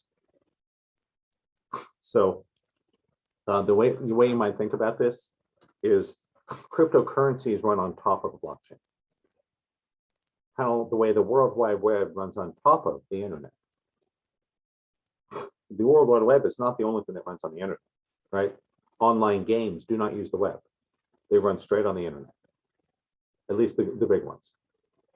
So cryptocurrency is an application of blockchain. I'm not going to geek out too much because I know most of you don't care, but it's all built on cryptography through what's called a combination of encryption and a digital signature. What does that mean? Well, let's say I'm going to send a message to Derek. If I only want Derek to read it, I encrypt it so that he has to use his key to unlock it, right? It'd be like I have a little safe and Derek comes and I put money in the safe and I give Derek the key. Only he can open it, right? Only the person with the key can decrypt it. That's one of the foundations there. So it uses what are these signatures, what are called public and private keys, so that only the person with the key can unlock the encryption, can read the message. The other side of that is if I'm sending a message to Derek, he needs to know that I sent it and not somebody else. That's done with what's called a digital signature. So by using cryptography, these public and private keys, if I send a message to Derek, it does two things. One, it makes sure only Derek can read it by encrypting it. And two, by including a digital signature, Derek knows it came from me and not somebody else. So those are both really important. So when you're able to both encrypt and add a signature to messages, you can create what's called a blockchain. And basically, it's a ledger that Bitcoin started with what's called the Genesis block, which was the first block. Then every time there's a transaction, every time money moves, a new block is added to the chain. That's all there is to it. So you can track the movement of every Bitcoin back all the way to the beginning. And these are public ledgers. In other words, anyone can look at it. And so for all the criminals that think Bitcoin is totally anonymous, it's not. You know exactly which keys were involved in every transaction. So it's not necessarily totally anonymous. It's actually much more transparent than, say, US dollars. Because if I open my wallet and take out a 20, there's no easy way for me to know everywhere that 20 has been, is there? There's not. It may have been spent 1,000 times in the last 10 years, right? People buy hot dogs with it, people buy beer, use it to buy drugs, pay off gambling debts, put it in the bank, use it as a mortgage payment, right? There's no way to know where that money was spent. That's not true of blockchain. Every Bitcoin, you know every single place it's ever been in history. So that's really cool. That it is this public distributed ledger that lists every single transaction back to the beginning. That's what blockchain is. And there are a lot of applications of blockchain beyond cryptocurrency, just so you know. Cryptocurrency is the obvious one. For example, I think that in the future, we will use blockchain to record property deeds. Why? It's much more secure than the system we have now. There's a big problem with people faking documents and transferring titles. It happens. It's not supposed to, but it does. There are people that have had gigantic problems because someone faked the deeds to their property, got it transferred into their name, and took a loan against it. That's a big threat, right? With blockchain, that goes away. Why? You have a public ledger of every single transaction that there's ever been. So in a lot of ways, blockchain is a much better technology than the things we have now. And I think in the future, things like that, public records, court databases, are all going to be stored on a blockchain because it's more secure, more functional than the other alternatives. So other words I want to cover. Public keys. I mentioned public keys and private keys. Here's what happens. When you have a wallet that holds cryptocurrency, right? You have a public key and a private key. They're a pair, they go together. The public key is like the address for your PO box, right? So if you want to send me a check to do one of my classes, I'll give you the address for my company, which is like the PO box, right? I don't mind giving that out. Why? It's just a PO box, right? That it doesn't compromise my privacy at all. You all know I live in Las Vegas. if I give you a PO box in Las Vegas for my business, you haven't really learned anything about where I live, have you? Right. So your public key you can give out. It's perfectly fine. So if, for example, Andrew was going to send me $100 in Bitcoin for being such a good friend, that's my weekly friendship fee, in case you guys didn't know. You want to hire me as your friend, just $100 a week in Bitcoin. That's a joke. I hope someone's laughing. I would give him my public key. And he would take that public key and go to Coinbase and put it in and say, send $100 in Bitcoin here. It's just like writing a check, putting it in the mail, right? So the public key is like your address for your PO box. It's fine to give it out. This is what shows up on the blockchain, right? This is why hackers need to know. This is not 100% anonymous. We know exactly where all the Bitcoin went. The anonymity comes in the challenge of matching the public key to a person. The private key, that's like the password to your bank ATM. Please don't give that out, right? Because anybody that has that, if they have your card and your bank ATM password, they can take all your money. So that's like the private key. Do not give it out. Be careful with it. Just like your bank ATM code, right? Someone that has that can take your money. A digital signature is a way of encrypting a message so that only the person who sent it, in other words, you know who sent it, right? So what I would do, for example, if I wanted to send a letter to Derek, I would encrypt it with my private key. And he would then use my public key to decrypt it. Derek knows that I sent it because I'm the only one that knows my private key, right? And so I encrypt it with my private key that only I know. My public key is available. Anyone can get it, right? Just like any of you can go on the Secretary of State website for Nevada, get the PO box address from my company.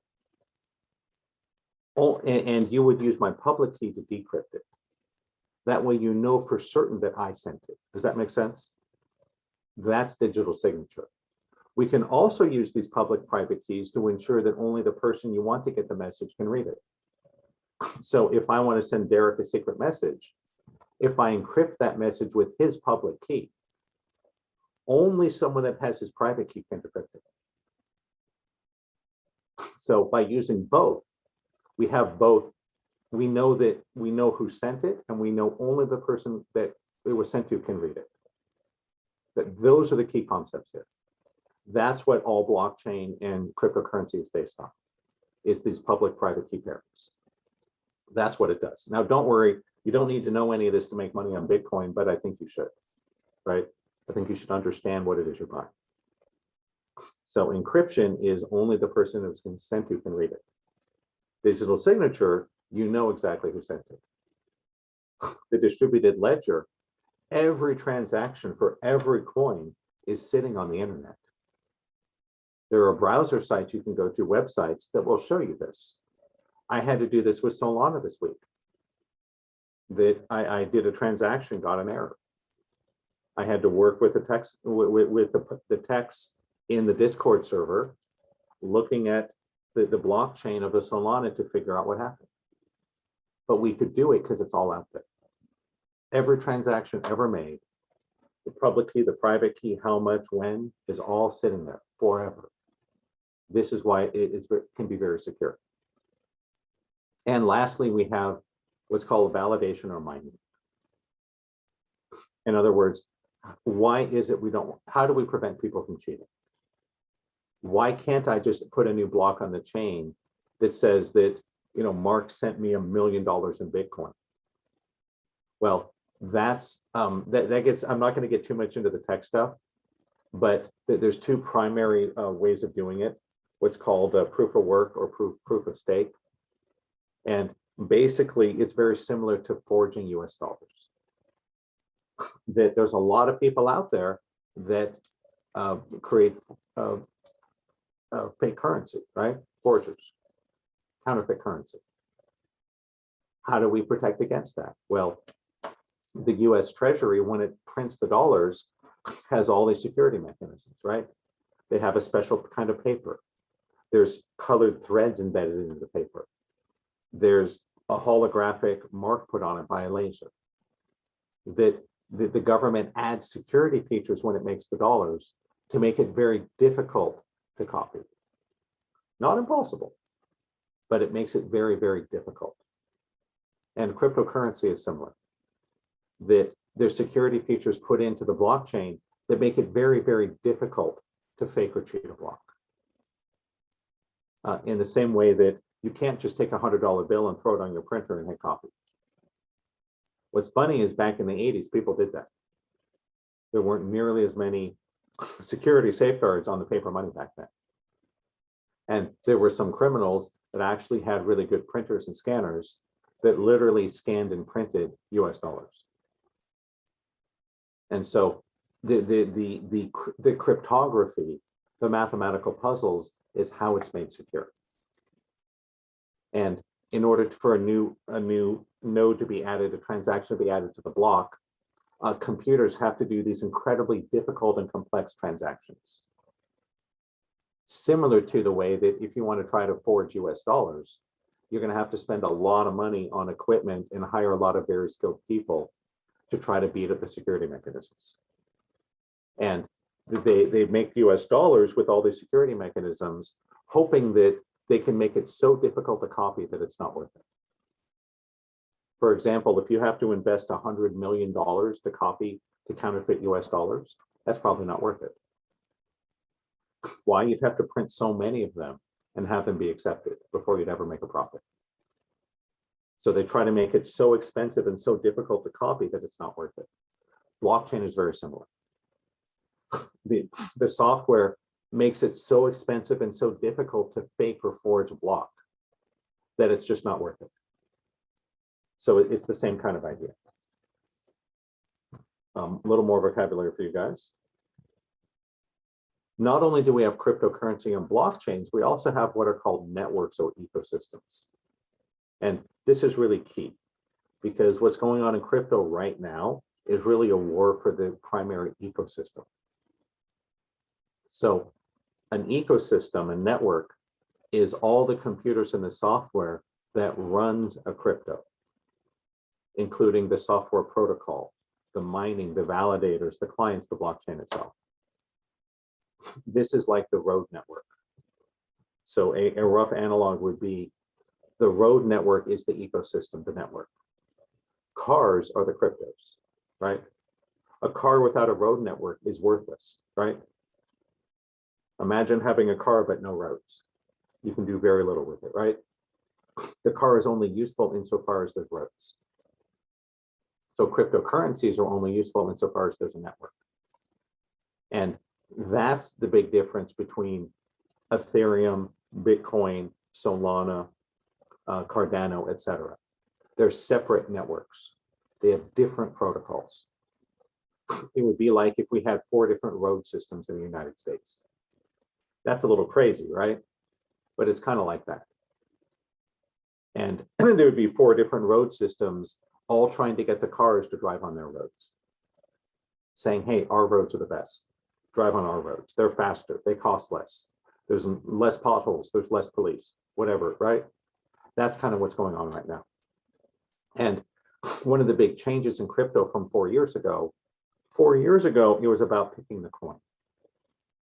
Today, I think it's really more about picking the ecosystem. It's not just the coin you're buying, but the underlying ecosystem it runs on. And I'll talk more about that. And I'll give you guys some links to websites and things a little later. One of the problems with Bitcoin is it doesn't really have a network. Really, all it does is record payments. Ethereum is the first real network. And that's why Ethereum is so popular.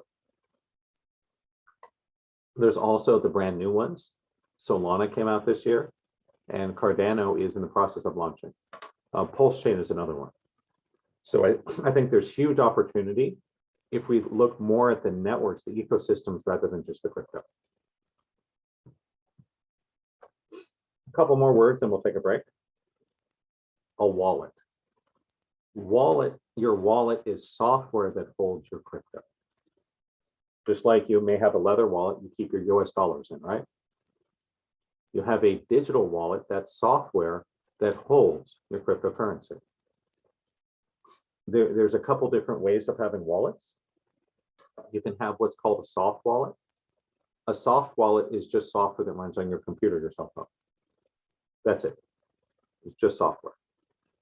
A hard wallet is a piece of physical hardware that works in conjunction with software. And it actually puts your crypto onto the hard wallet. So the Nano Ledger is an example of that. And I'll have links for all this in the slides later. The traditional way of holding crypto is to leave it on an exchange. And an exchange is a centralized entity that lets you buy, sell, and trade crypto.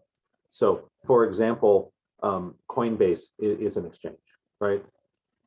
So you can go to coinbase.com, create an account, and you will have a wallet on Coinbase. And you will have a public and a private key. And if Derek wants to send me a Bitcoin to my Coinbase account, I give him my public key. He goes into his Coinbase account, says send 3 Bitcoins to Brent, paste in my public key, and it shows up in my account, right? So an exchange is a company that lets you buy and sell crypto. A centralized exchange is there's a company and specific people behind it.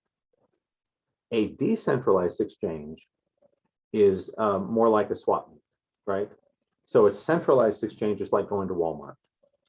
There's one company that owns Walmart, right? They decide where to put the stores, what to put on the shelves, how to arrange it, hire people, decide the prices. It's all a centralized decision. A decentralized exchange is like a swap meet. People just show up, set up a table, and sell stuff. And so we're seeing a rise in decentralized exchanges.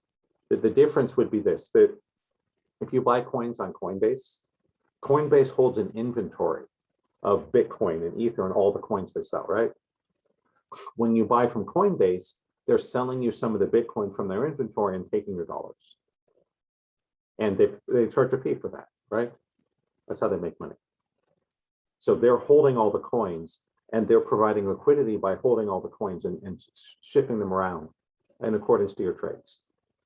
A decentralized exchange, the exchange doesn't hold anything. It just hooks you up with other people. So if you use Uniswap, let's say that I want to go buy a Bitcoin with my Ether. And so I go onto Uniswap and I say, hey, I want to buy a Bitcoin with 10 Ethers. And Carl may be out there going, hey, I want to sell my 10 Ethers for a Bitcoin. A decentralized exchange is just a piece of software that connects people, buyers and sellers. They don't actually hold any crypto. And they connect the buyer and the seller, and it's a peer-to-peer transaction. And they take a small fee for that. So that's the difference between a centralized and decentralized exchange. Last little bit of vocabulary here, then we're going to take a break, is on-ramp and off-ramp. What I mean by this is an on-ramp is someplace you can turn US dollars, fiat money, into crypto, right? So if you have $5,000 in your bank account, you need an on-ramp to take that 5,000 US dollars and turn it in to cryptocurrency. That's what an on-ramp is. And at this point, those are all centralized exchanges. Coinbase, Kraken, KuCoin, Binance, they all do that. An off-ramp is just the opposite. An off-ramp allows you to turn your cryptocurrency back into US dollars or some kind of fiat money.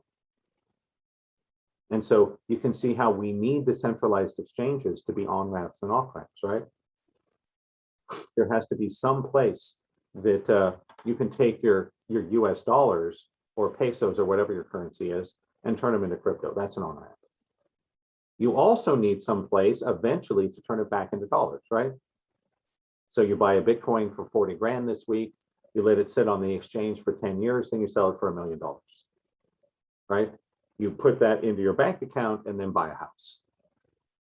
So I want to just catch up on any questions, and we're going to take a short break before we go deeper into this. So I hope this makes sense. Let me grab the URL for the slides. I'm happy to give that to you guys. So if you want the slides, I'm gonna give them to you right here.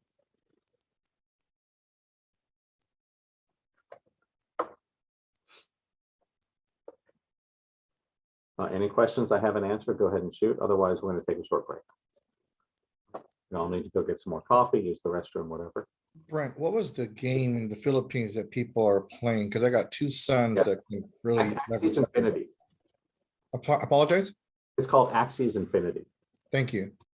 And it's kind of like Pokemon Go. For me, I think it's ridiculous. It's all these cartoony things in really loud colors.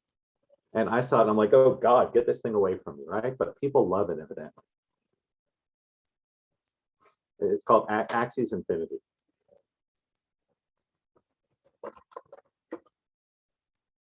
And the other one that's coming out that is a little more my speed is called Star Atlas. That's like a sci-fi game. And you'll have the ability to like buy a planet or buy a spaceship and develop and create this whole virtual world. And they all have both what are called currency tokens and governance tokens. One of the cool things Star Atlas is doing is they have a token called Atlas, which is the in-game currency. I actually bought some Atlas when everything dipped last week, and it went up in price 50%. That's pretty cool, right? I took a very small position because it's risky. I think it could go 50 or 100x, depending on the game, right? If the game is really successful, it'll go 50, 100x. If it's not, it could go to 0. So I take small positions in these things, right? That if I buy a bunch of Atlas tokens and it goes to 0, I go, well, that sucks, but you know. The way I see it is this, that we don't know right now which exchange is going to win. I mean, which network is going to win. Is it going to be Cardano? Is it going to be Solana? Is it going to be Ethereum 2? Is it going to be Pulse Chain? We don't know. So this is the way I look at it. It's similar to in the United States, big companies and political donors, they all give money to both parties. They all give money to both sides. So that way, no matter who wins the election, they have influence, right? So you think Google just gives money to one political candidate or party? No, they give money to both. That way, they have influence no matter who wins. So the way I'm looking at it, you can't invest in every new network, but I have some money in each of the main ones, just because I figure, well, one of them is going to go 10x, the others may go to 0, but that's okay, right? If you invest in 4 networks and one of them goes 10x, the others go to 0, you still come out way ahead, right? That's kind of how I see it. There's other people that are more religious. I'm kind of coin agnostic. I try not to get too much behind any just one coin, one tech, one person. I think we should have a broader perspective, because we don't know who's going to win.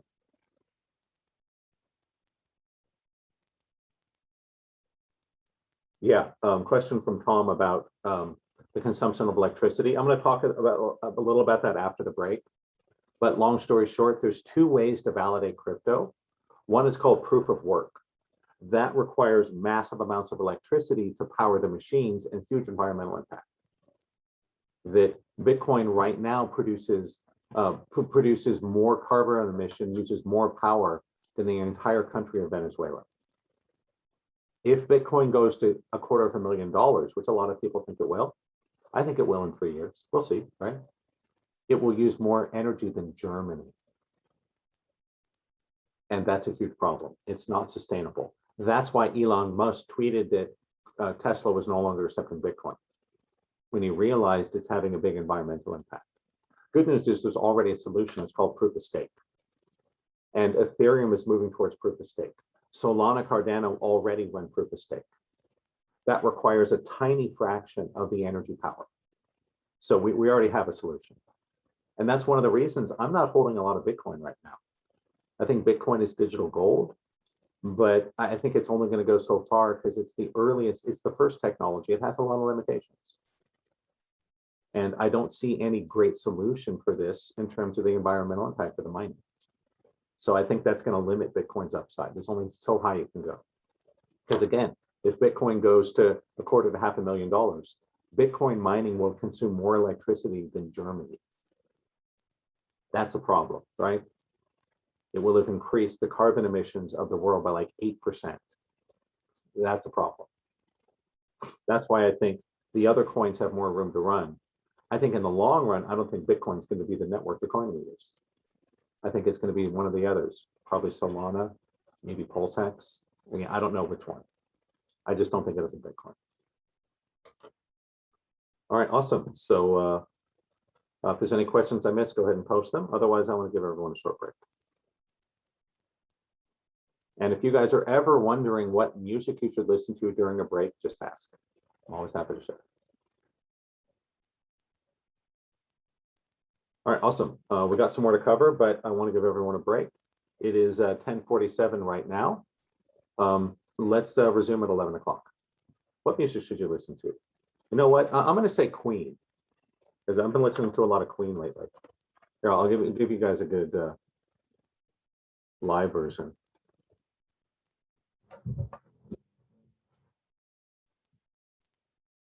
I'll give you some Queen to listen to during the break. Question about the referral code. Yes, Carl, I'll give that out later. Basically, if you sign up for Celsius using my referral code, I get $30 in Bitcoin 6 months later. So it's cool. If you don't mind, that would be great. If you don't want to, you forget, it's okay. Not the end of the world. Awesome. So let's take a short break. We'll resume at 11 o'clock, about 10 minutes. And sure, yeah, I'll give you the Celsius link too. It's in the slides, but I'll pull it up right now.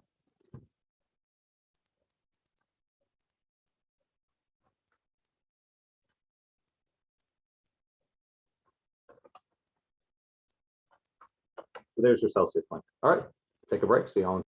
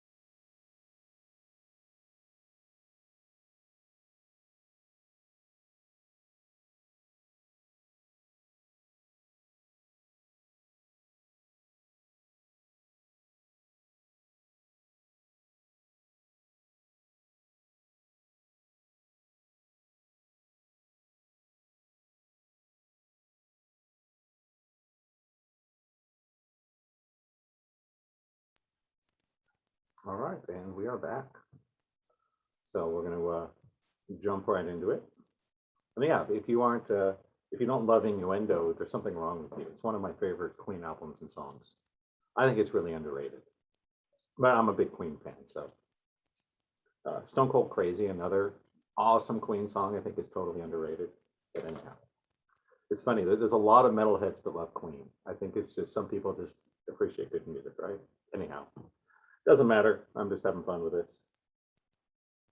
Just found out that Testament, Exodus, and Death Angel are playing here on my wife's birthday. So I need to find a way to talk her into going to a death metal show on her birthday. Well, I got 6 months to think about it. So back to our little slideshow. Let's talk a little more about crypto. So before the break, we left off talking a little about the on-ramp, on-ramp exchanges. Next thing I want to talk about is, why do we need 11,000 coins and a dozen networks, right? It would just go, shouldn't there just be one digital currency? Why do we need 11,000? And that's a really good question. So let me answer the question, why not just use Bitcoin for everything? Oops, oh, my slideshow just disappeared. Just give me 1 second to bring it back.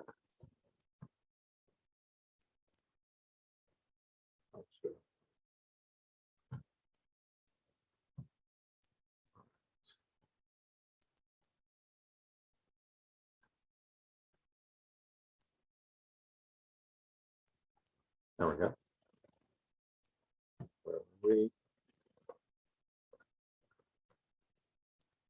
Okay, so why not just have Bitcoin, right? Why do we have 11,000 coins?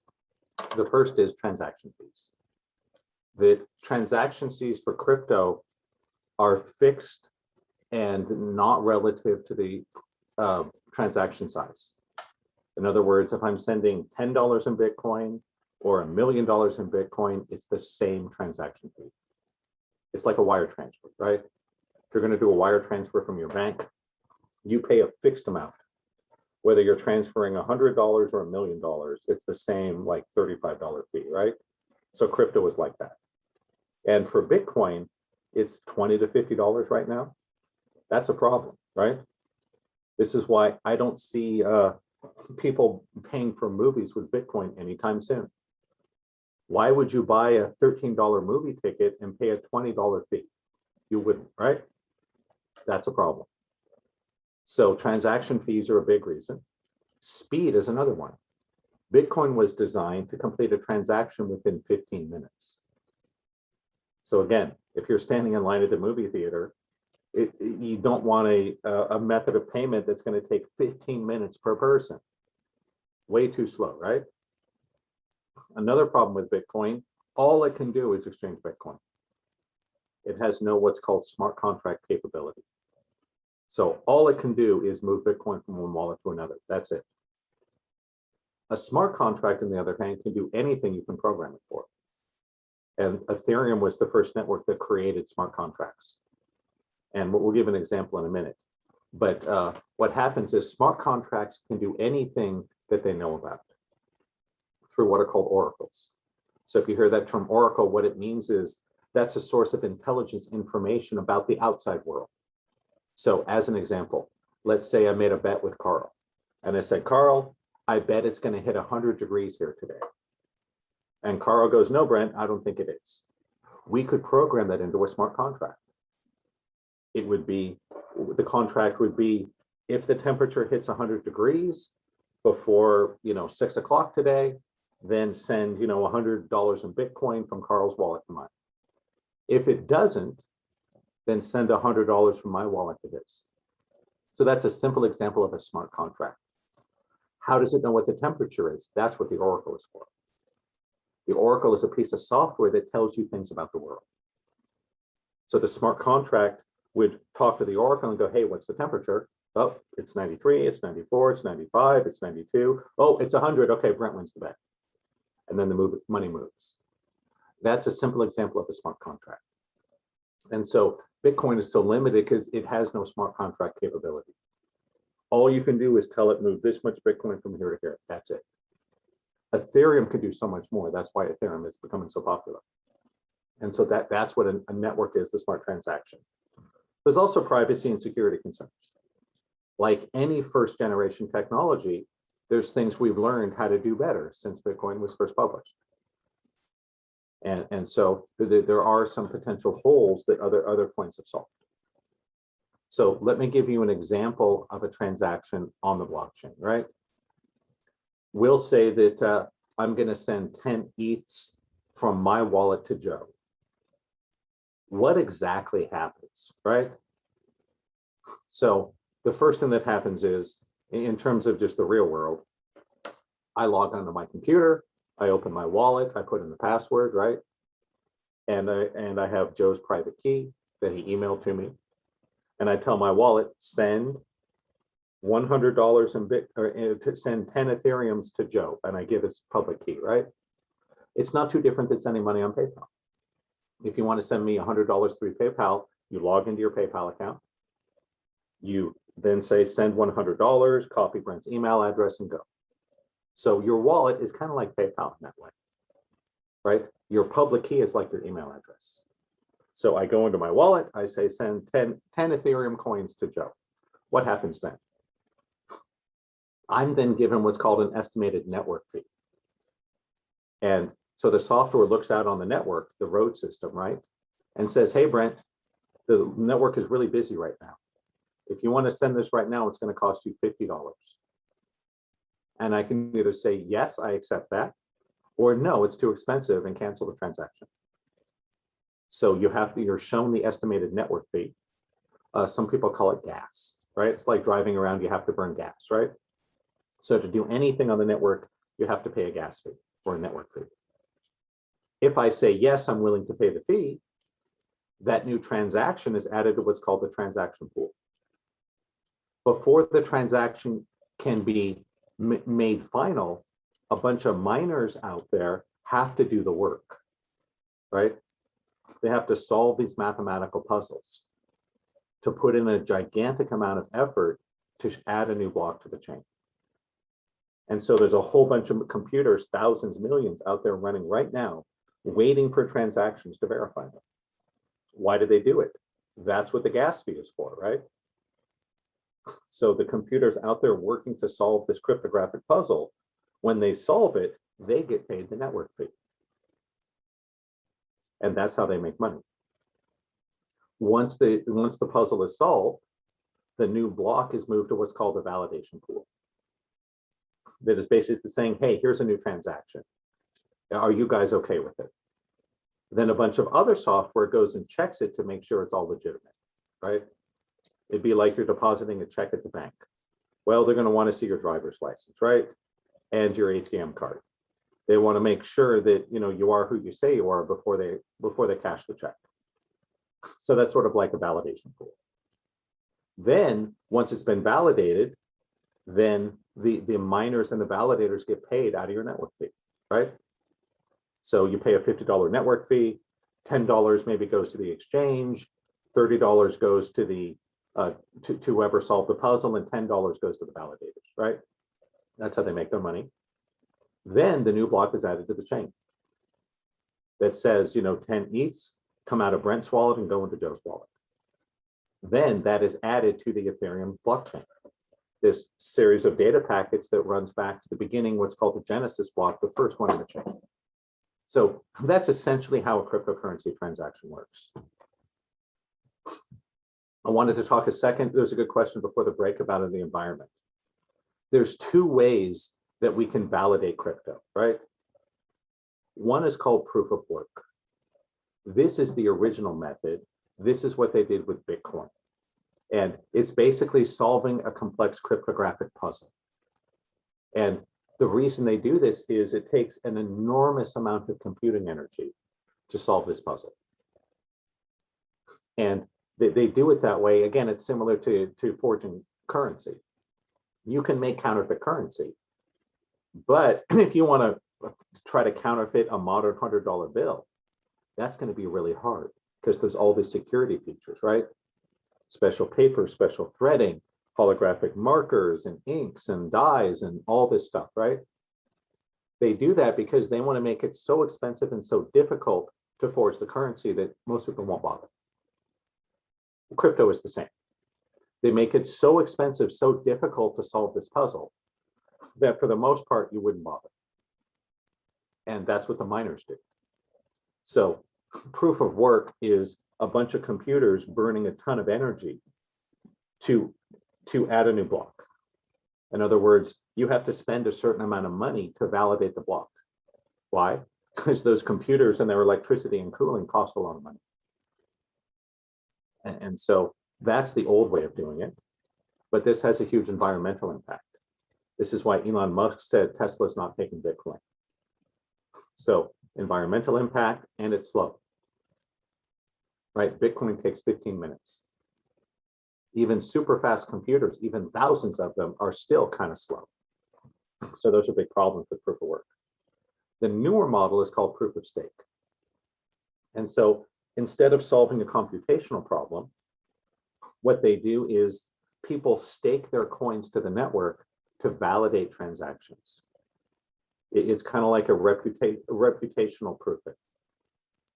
What does that mean? Well, if you want to join the mob, you can't just show up at the mob boss's door and ring the bell and say, I want to join the mob, right? I've never been in the mob, right? Full disclosure, but that's what I understand, right?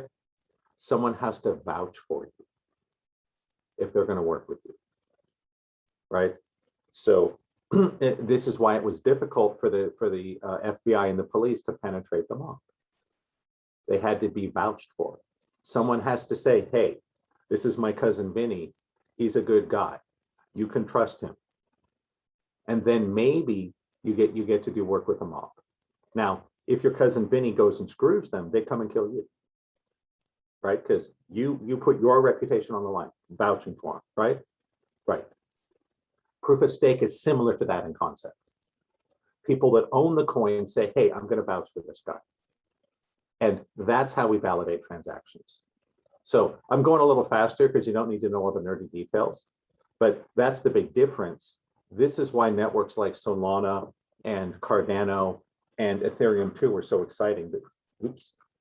They're moving towards proof of stake instead of proof of work. There's some big advantages. One, it uses way less electricity, way less, way under 1%, right? And potentially is much faster.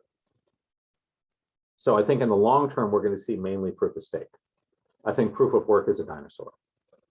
I don't see any new cryptos using it. All right, next thing. Different ways to store your coins, right? That it's kind of like with your US dollars. There's different ways you can store it. You could leave it in a bank account, right? You could leave it in a money market. You could put cash in your wallet. You could put cash in your safe. You could put cash in your mattress, right? There's also different ways to store crypto. The easiest way is to leave it on the exchange wallet, right? So anywhere you have an account with an exchange, you have a wallet. So you make an account with Coinbase, then you have a wallet on Coinbase. People send you money, it shows up in your wallet. That's the easiest thing, for sure. But there's risks. The exchange could go bankrupt. They might get regulated or busted by the government. They could get hacked. Exchanges have been hacked. That's like a bank robbery. Back before the Great Depression, before all the banking laws were introduced, if you had your money in the bank and the bank got robbed, you lost your money. Crypto is still like that. So be careful. They all have terrible customer support, in my experience, right? They don't want to spend money on support that costs them money. So if you're not able to follow the instructions and figure it out, good luck, right? Now, the centralized exchanges do have some customer support, but I found it's pretty atrocious. Really slow and not very helpful. You also, if you leave your money on the exchange, you don't control your private key. And we'll talk about that a little more when we talk about forks. But you're giving up some control of not only privacy, but also control of your money and some benefits by leaving it on an exchange. But it's the easiest, right? It's certainly the easiest. And that is a huge advantage. Other way to store your coins is a soft wallet, meaning a program on your computer, on your phone. And so I put some popular exchanges and wallets here. MetaMask is a great wallet for the Ethereum coins. Exodus, Phantom, Soulflare. Basically, you need a soft wallet for each ecosystem you play on. The soft wallet has risks too. You could get hacked. If someone steals your computer and gets your password, your money's gone, right? Just like if they took your wallet. If you lose your password or passphrase, your money's gone, right? Remember, if you lose the PIN card to your ATM, you can go to the bank and they can give you a new one, right? There is none of that with crypto. You lose it, it's gone. So be careful. And you want to be careful leaving your money in a wallet. Don't just leave it in a wallet and forget about it for 10 years. Why? The neglect could let it become incompatible, what's called bit rot. Right? So you leave your money in a safe for 10 years, don't worry about it, it'll be fine, right? You leave money in a wallet for 10 years, that wallet may not run on a new computer. So check it every now and then, right? So there's a risk there. Hard wallet's the last option. This is the most secure. You actually have a little piece of hardware that plugs into your computer that stores the currency. There's big risks here, though. Mainly, if you lose the physical device, your money is gone forever. There is no customer service that can recover it. It's gone. If you lose the passphrase, it's also gone forever. There was the story in the news earlier this year, a young guy in Germany. He had a hardware wallet with $220 million worth of Bitcoin. And he forgot the passphrase. He lost it. And he was only given 5 guesses. And when I read the article, he had tried 4 of them. One more wrong guess, that money is gone forever. So what you need to balance is the risk of getting hacked versus the risk of losing the dongle or the password. And so that's going to be a different balance for each person, right? Just know, however you store your crypto, there's going to be risks. I wanted to quickly touch on forks. What's a fork? That's when they change the software. They change the protocol. So a soft fork is a change in the software that's backwards compatible, right? A hard fork is not. A hard fork is not backwards compatible. You have to create a new blockchain. And so this matters only in terms of if you have your money on when you have a fork, like Bitcoin forked and did Bitcoin Cash several years ago, right? What does that mean? Part of the Bitcoin community said, we want to do it differently. There's problems with Bitcoin. Another group said, no, we like the old way. They couldn't agree. So they did what's called a fork, where they copy the entire blockchain. And they go, this copy is going to run just like the old software. That's Bitcoin Classic, right? This new copy is going to run differently, different behavior. That's Bitcoin Cash. Here's the thing. If you have your money on an exchange, they hold the private key. So when the currency forks, you don't get 2 copies of everything. You only get 1. You only get the old one. If you have your money in a wallet that you control the private key, like MetaMask, Phantom, right? Then you get both coins when it forks. So you have your 7 Bitcoin, then it forks, you also get 7 Bitcoin Cash for free. But that only happens if you own the private keys, if you're using a soft or hard wallet. And I missed out on this. I didn't know this 4 years ago. I had all my money on the exchanges. And so when all the forks happened, Coinbase got the benefit, not me. So just be aware of that. When something forks, ideally you want to have it in your own wallet, not on an exchange.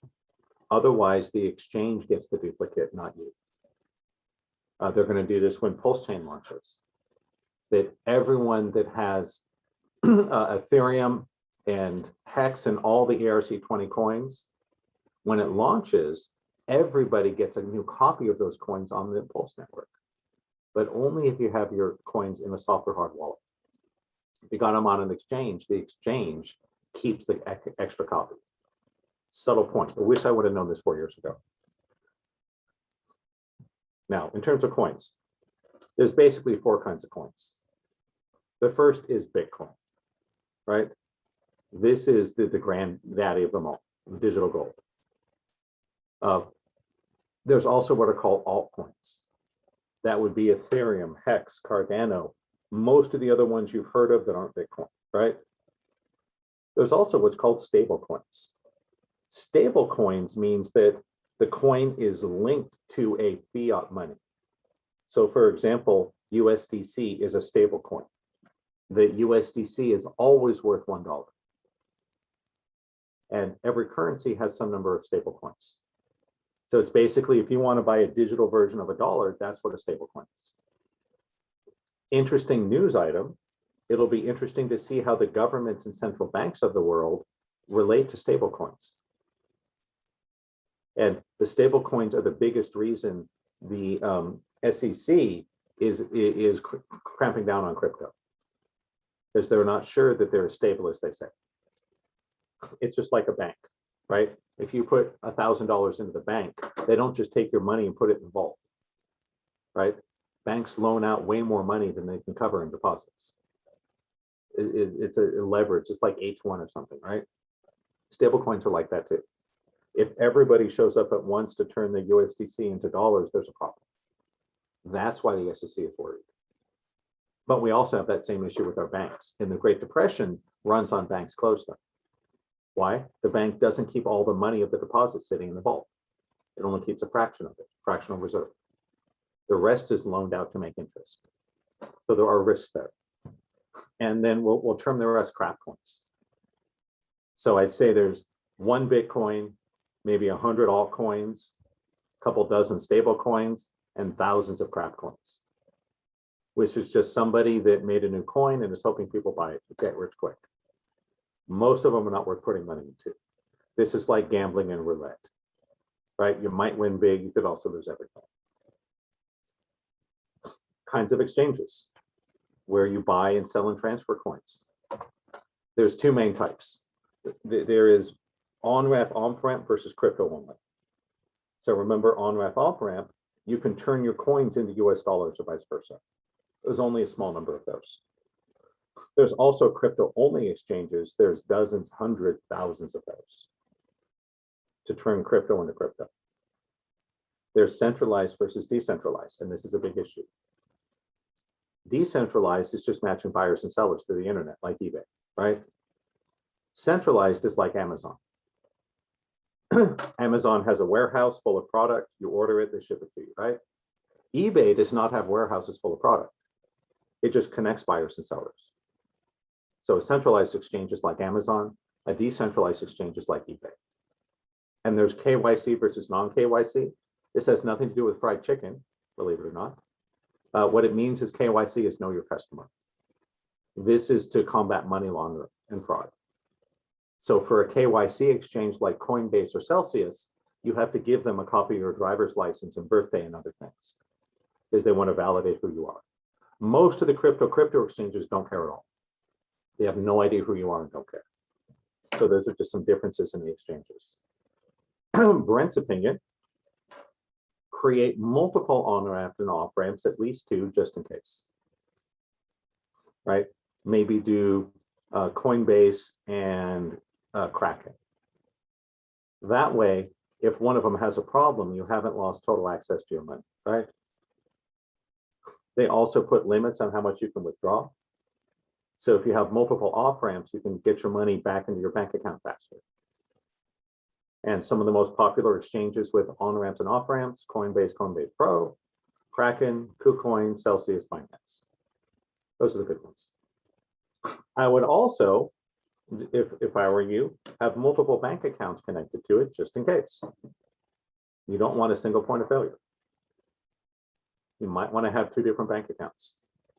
That way, if one of your banks decides that you're a criminal and freezes your account, you don't lose everything. You at least have another one, right? And I don't expect any of you to actually be criminals. I hope not. But banks make mistakes, just like the police arrest innocent people, right? So that's just to be careful. And you know, I was saying earlier, pick ecosystems more than coins. Why? One of these ecosystems is going to be dominant, maybe more than one, right? But it's likely there will be one that takes over. Just like with social media, we had MySpace. MySpace seemed to be everything in 2006. 3 years later, no one used MySpace. It's all Facebook. Facebook won, right? There was also the search engine wars back in the 90s. Google won. So we don't know who's going to win. I think the best ecosystem plays right now, Ethereum is obvious. Cardano gets a lot of press. They have good marketing. Solana, I think has a lot of good things going for it. I've been using Solana. I really like it. Super fast, super low fees. Another one that's being launched is called the Pulse Network. And remember, the ecosystem is like the roads, right? An exchange is where you buy a car. The ecosystem, the network is the roads you drive on. You actually apply your car to go places. So these are the major ecosystems. And I would invest in them the same way that big companies donate to political parties and candidates. Give some to all of them. That way, no matter who wins, you're going to come out ahead, right? And for the most part, the easiest way to invest in the ecosystem is to buy the coin. It's a little more complex than that, but that's enough to get you started, right? So you can just go buy Ether. That's the coin that runs the Ethereum network. The whole point of the reason people buy Ethereum is that's what is you pay gas fees for, right? So Ethereum is the only coin you can use to pay for gas on the Ethereum network. Cardano is how you pay for transactions on the Cardano network. So you can just buy Cardano. Solana is how you pay for transactions on the Solana network. So it's a little more complex than that, but the simplest way to invest in the ecosystem is to buy the major coin that powers it. There's other ways, right? It gets complex, but that's the simplest. And I would diversify. I don't know which one's going to win. There's a bunch more ecosystems beyond these, but these are the big ones. So I have some money on all of these. Figuring one of them will go 10x, the others may go to 0, right? That's okay. So most exchange wallets operate across multiple ecosystems, but some don't. In other words, if you go to Coinbase, you can buy Bitcoin or Ether or Solana or Cardano all right on Coinbase, right? So most exchanges you can buy across ecosystems. Just be aware most soft wallets only work on one. So MetaMask can only hold coins that run on Ethereum. Phantom can only hold coins that run on Solana. So you probably will, you may only need a couple exchanges, but you'll probably need several wallets. Personally, I would never buy coins in a wallet where you cannot transfer or trade them. So I would not buy on PayPal or Robinhood. Why? You're not actually buying Bitcoin. Why? You can't transfer or spend the Bitcoin. So if you buy Bitcoin on PayPal, all you can do is hold it and sell it back to PayPal. That's it. That's why I would not buy on PayPal or Robinhood. If you buy on Coinbase or Kraken, then you actually own the Bitcoin and you can do whatever you want with it. You can move it to another wallet. You can put it on Celsius to yield, whatever, right? So that's just my opinion. I would not buy it on PayPal or Robinhood because you don't actually own the coin. You're just, it's almost like buying a derivative. And please be careful. Secure and back up your passwords and passphrases, because if you lose them, your crypto's gone forever. And this is one of the hardest things about crypto is finding your comfort zone in terms of security. Could you store your passwords on Dropbox so you don't lose them? Sure. That almost guarantees you won't lose it. But what if someone hacks your Dropbox account? Then it could all be gone overnight. Could you store it on a USB drive and put it in the safe? Sure. But you better test it regularly, because what if the drive fails? Right? What if it's really hot and it cooks it? So I want you to see there's risks all over the place, right? Could you write it down and stick it in a safe? That's probably one of the better things to do, right? But there's still a risk there. What if you go through a divorce and your ex takes it out of the safe? and you've lost it. So there's no perfect solution. And this is one of the harder things. There's a trade-off between, am I going to lose my password versus am I going to get back? In the extreme, some people do what's called head codes. In other words, your passphrase, your password is not written down anywhere. You just keep it in your head. That is the most secure because no hacker can steal it if it's only in your head, right? But you run a huge risk of forgetting it. What happens if you're in a car accident, have a head injury, and lose your memory? Then it's gone. So there's risk no matter what you do, right? This I don't have a perfect solution for. We all need to find it for ourselves.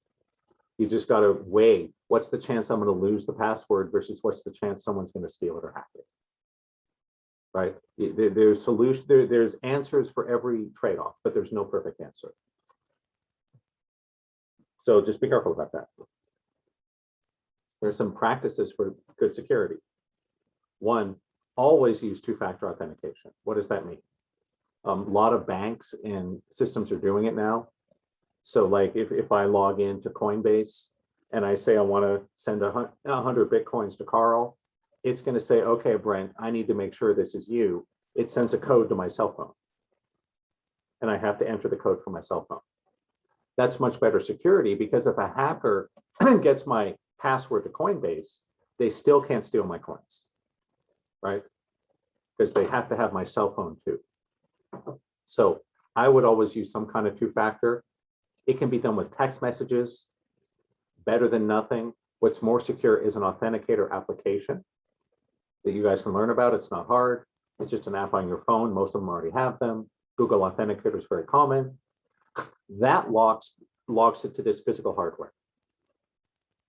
That's the difference between text versus authenticator. The authenticator, you must have this hardware. So the text is less secure, but more convenient. The risk, of course, is if someone hacks your phone or clones the SIM card, they could get your 2FA if it's text message, but not authenticator. So one, use two-factor authentication. Never send the username and password together in plain text. Right? Don't email it. Don't put it in Skype. Right? Not together.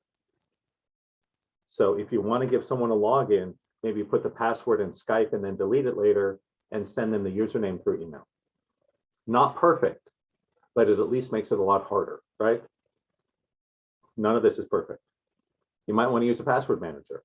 I saw John put some in the chat earlier, right? I use LastPass. If you can't keep all your passwords straight, you might want to use a password manager. Here's a big one that no one talks about. Never put a trading app with a stored password on the same mobile device you use for two-factor. What does that mean? Well, I'm pretty secure in my Coinbase account because I know even if someone steals my password, they also have to have my phone to do anything, right? So if they steal my password and try to take the money out, I'm going to get alerts.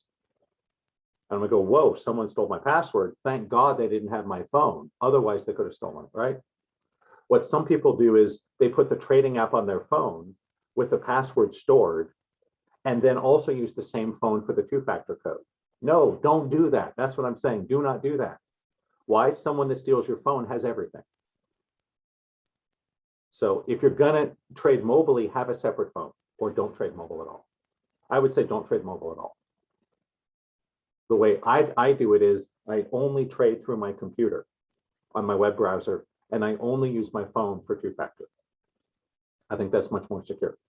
None of it's perfect, right? But if someone steals your phone, you're screwed because they have the two-factor device. All they have to do is look in your text messages, the authenticator that gets your code that can take your money. So that's how I like to do it. This is something I'm going to do. You can now ask your mobile provider to only allow changes in the SIM card if you're in person at their office. I need to do this. Why? This is one of the major ways people get hacked. They hack your phone, they clone your SIM card, then they get your two-factor and they steal your money. So you can ask them, you say, hey, only change or move the SIM if I'm there in your store showing my ID. Again, none of this is perfect. We're just reducing risk, right? Check on your accounts and your backups at least every 6 months. That's important. Why? BitRock. And sometimes I lost money on Poloniex and they shut down their US operations. They only gave people 3 months to take their money out. If you didn't check in on it, you wouldn't have known. And I lost my crypto. And be really careful about storing passwords on any device that is not physically secure. So be really careful about keeping your passwords on phones, laptops, tablets, because those are easy to steal, right? Or lose. An old-fashioned desktop computer that weighs 100 pounds is more secure. Why? If you want to steal that, you're going to have to break into my home, have 3 strong guys to pick up my $100 water-cooled machine, 100 pounds. Again, it's not perfect, but that's much harder to steal than a laptop or a tablet or a phone, right? Right. So I like to use old-fashioned, gigantic, heavy computers. 1, they run faster, and 2, they're more secure. Not perfect, right? But more secure. If you want to be more advanced, handwrite all your passwords and passphrases, laminate them, and have them stored in 3 different physical locations. So send one to your mother, send one to your daughter, only someone you trust, right? Put one in a safe deposit box. Maybe put one in a safe bolted to the floor. And if you want to be really careful, don't even print it. Why? If it's gone through your printer, it's stored in the printer's memory. An advanced thief could steal your printer and go through the memory and find the password. And again, trade-offs, right? I'm just giving you options. These are more advanced things you can do if you're worried about getting hacked. But again, we all have to balance. What's the risk I'm going to lose my password or my device versus what's the risk I'm going to be hacked? There's a lot of trade-offs. That's one of the hardest things. For most people, you're probably more likely to lose your password than to get hacked, but they both happen. They both happen. And this is the reason that you can make a lot of money on crypto. There's a lot of risks. You have to know what you're doing. So are you more likely to get hacked or just lose your password? Are you good at organizing, archiving, storing things? How much do you trust the exchange, the software will still be there in 5 years? And how much time and effort is it worth it to you to manage and secure these things, right? If you only have $500 in crypto, I wouldn't put a lot of energy into it. It's just not worth it. If you have 5 million, it's worth a lot. That's why there's no one answer for everybody. So I wanted to quickly touch on fundamentals versus TA, technical analysis. Fundamentals is, what does this coin do? How will people use it? Right? What's going to be the demand? Who's behind the project? That's important. You also have technical analysis, which is looking at the charts and looking at how the price moved and predicting where it's going next. If you want to get deep into crypto, you need to do both. They're both really important. So fundamentals, ask, how are people actually going to use this? How quickly are use cases being adopted, right? How many companies have made commitments to use this coin, this network? Who are the people behind it? That's enormous, probably the most important thing. If the people behind it have a long history in crypto and are reputable and have done good work in the past, you have a much better chance. If you've never heard any of them, they're probably just trying to make a quick buck. And also, how much marketing does it get? That it's not just about the use case, it's also about how is it hyped. I'll pick on Dogecoin. I don't own any Dogecoin. I don't see any good reason to hold it. It has incredible marketing, right? But there's no use case. There's no reason why people should use it versus alternatives.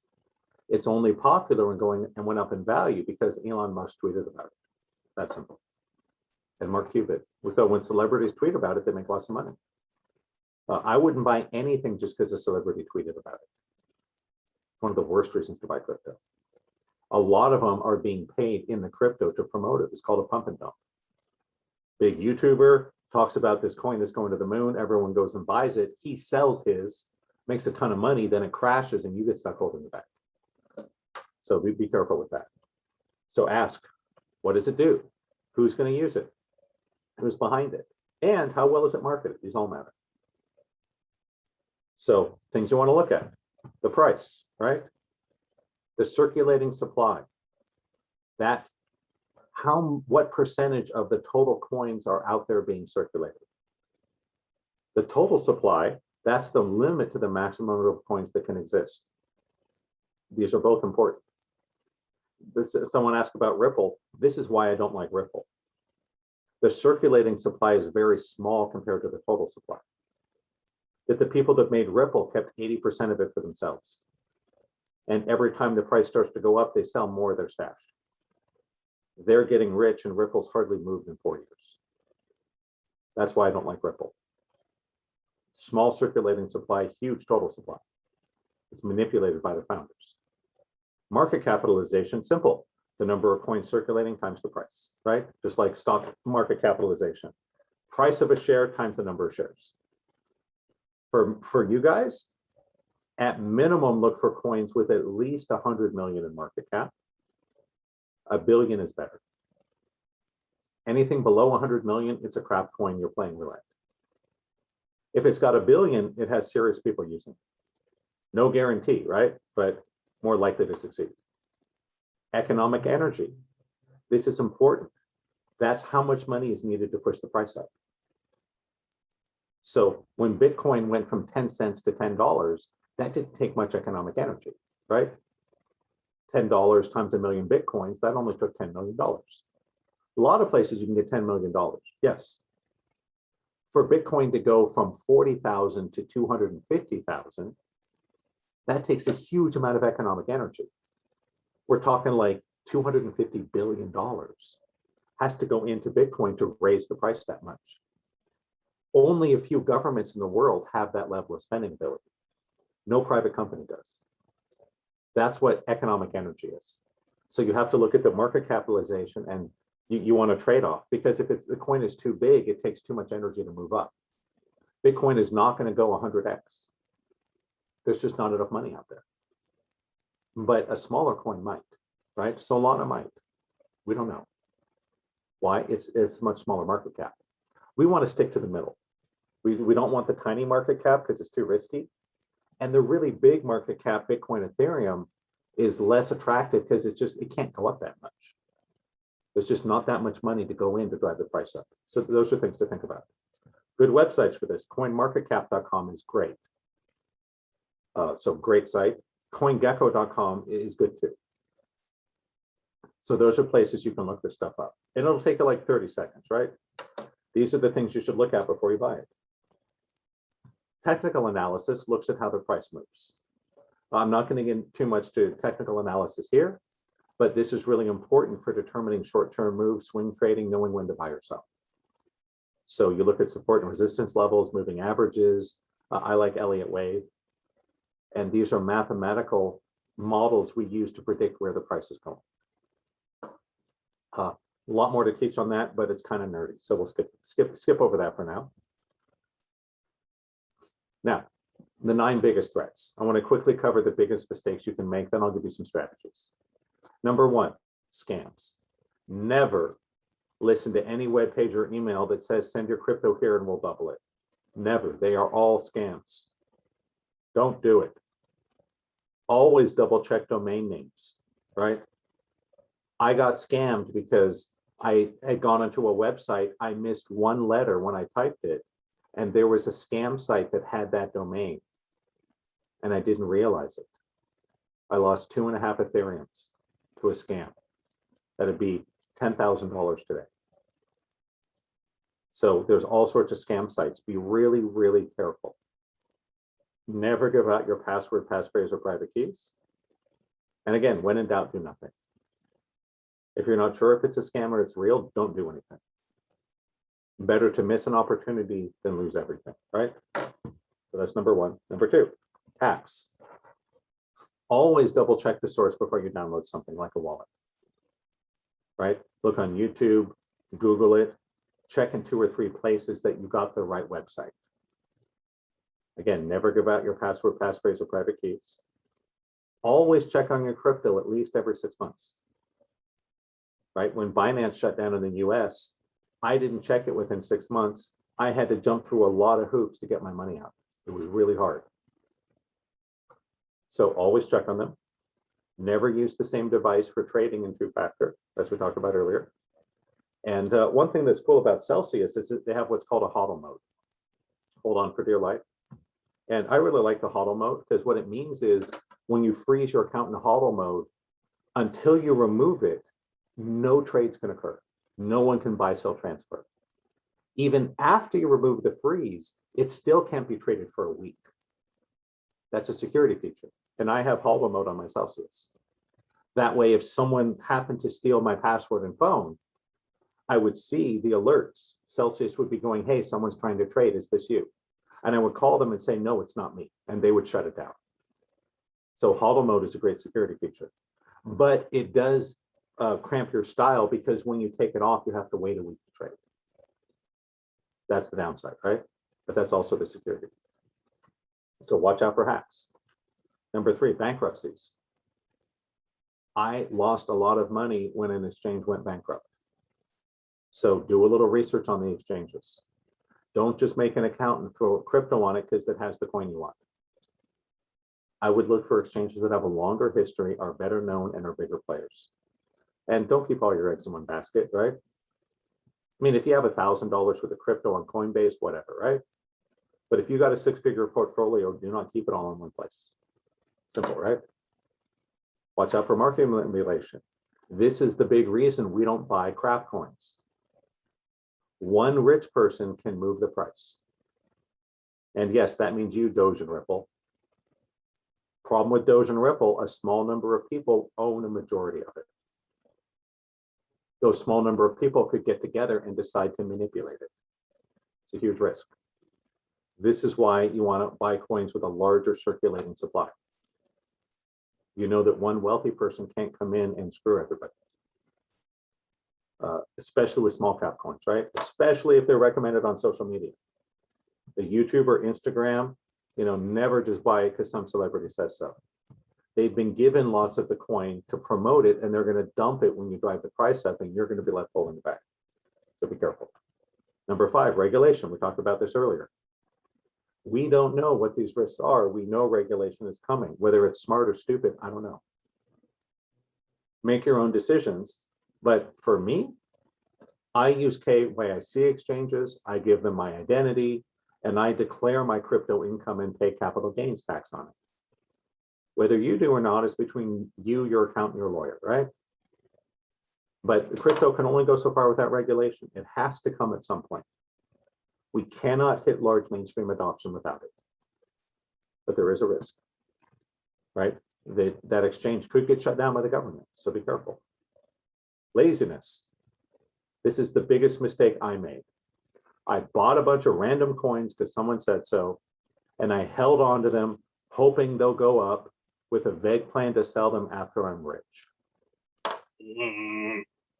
You will get killed if you do that, most likely. If you want to be serious about crypto, you have to come in with a clear plan and well-defined goals of exactly how much money you're looking to make and decide at what price points you're going to start selling those coins. If you don't have that, you're going to get wrecked. So clear, well-defined goals. You must be actively managing it to some degree. If you're doing Solana farming like me, you got to check it every day. If you're doing swing trading long-term once a week, but there's a lot of things. You need to set limits, set limit orders to automatically buy or sell, set alerts to let you know when price moves. But there is a management component here. You can just buy it, leave it on the exchange and hope it goes up, but there's risk to that too, right? Here's what it comes down to. You make your profits in the bull market when prices are going up, but you get wealthy in the bear market when prices are down. Huge mistake I made. That when I got killed in the crypto crash in 2018, I kind of swore it off. Oh, I'm not going to buy anymore. Huge mistake. You buy in the bear market, sell in the bull market. That's how you make lots of money. So don't be lazy, right? If you're not willing to do the work, don't do it. Buy an S&P index fund. That's easier. Next big mistake, getting killed by network fees. Gas fees are crazy on Ethereum right now. We're looking right now $40 to $80 per transaction. People get killed because they don't pay attention. If you're buying $100 worth of Ethereum, you're going to pay a $50 gas fee. No, don't do it, right? Unless you think it's going to triple in the next year, don't do it. So pay attention to network fees and never do low slow transactions ever. And because when you do Ethereum, it'll say, do you want slow, medium, or fast? Never pick slow, ever. Why? Your money gets locked up in the contract, but no miner ever picks it up to do the work. Always do medium or fast. It is basically you go, hey, I'll give you $50 if you validate my transaction. If everyone else is offering 60, it will never get validated. So never do slow. And watch out for network fees. Are you going to pay an $80 network fee to buy $100 of Ethereum? I don't know. You're losing 8% out of the gate, right? I would only do that if you're planning on holding it for a while, right? Right, so watch out. And this is why I think there's huge opportunity for Solana, Cardano, other networks. Their fees are much lower. On Solana, I think their network fee is like 0.8 of a cent.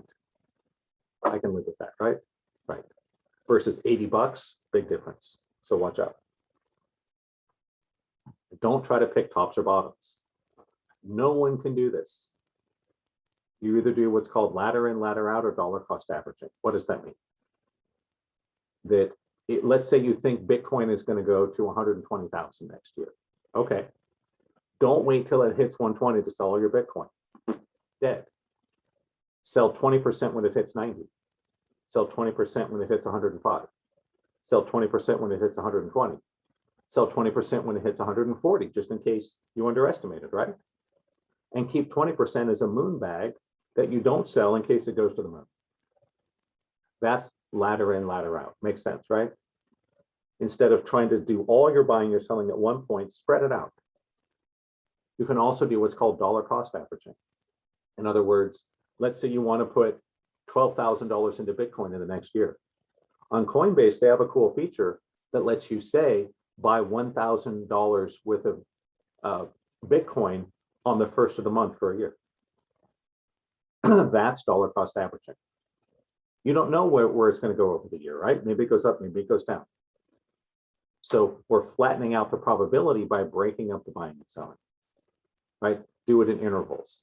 Laddering is doing intervals based on price. So a little bit at this price, a little bit at this price, a little bit at this price, or buying at this price, right?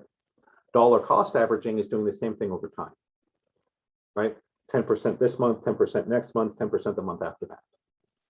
These are much better strategies for getting in and out. Otherwise, you're trying to pick a top or a bottom, right?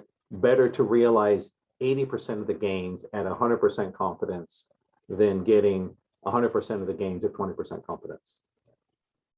Always have a plan with specific goals. Again, one of the things that killed me was I bought a bunch of coins with a vague intention to sell them when I'm rich. No. You look at where you think the market's going to go, use fundamentals, technical analysis, then decide how you're going to ladder a dollar cost average in or out to make the specific amount of money you want. What's your goal? To pay off your mortgage, put your kid through college, buy a Ferrari, go to Hawaii, right?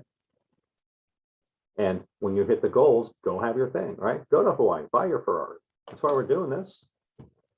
So you need a plan with specific goals and specific price points you're going to use to achieve them. And last one, emotional investing. This is the biggest danger. Don't see it as your only hope. Always do the work. Always surrender. Never gamble you can afford to lose.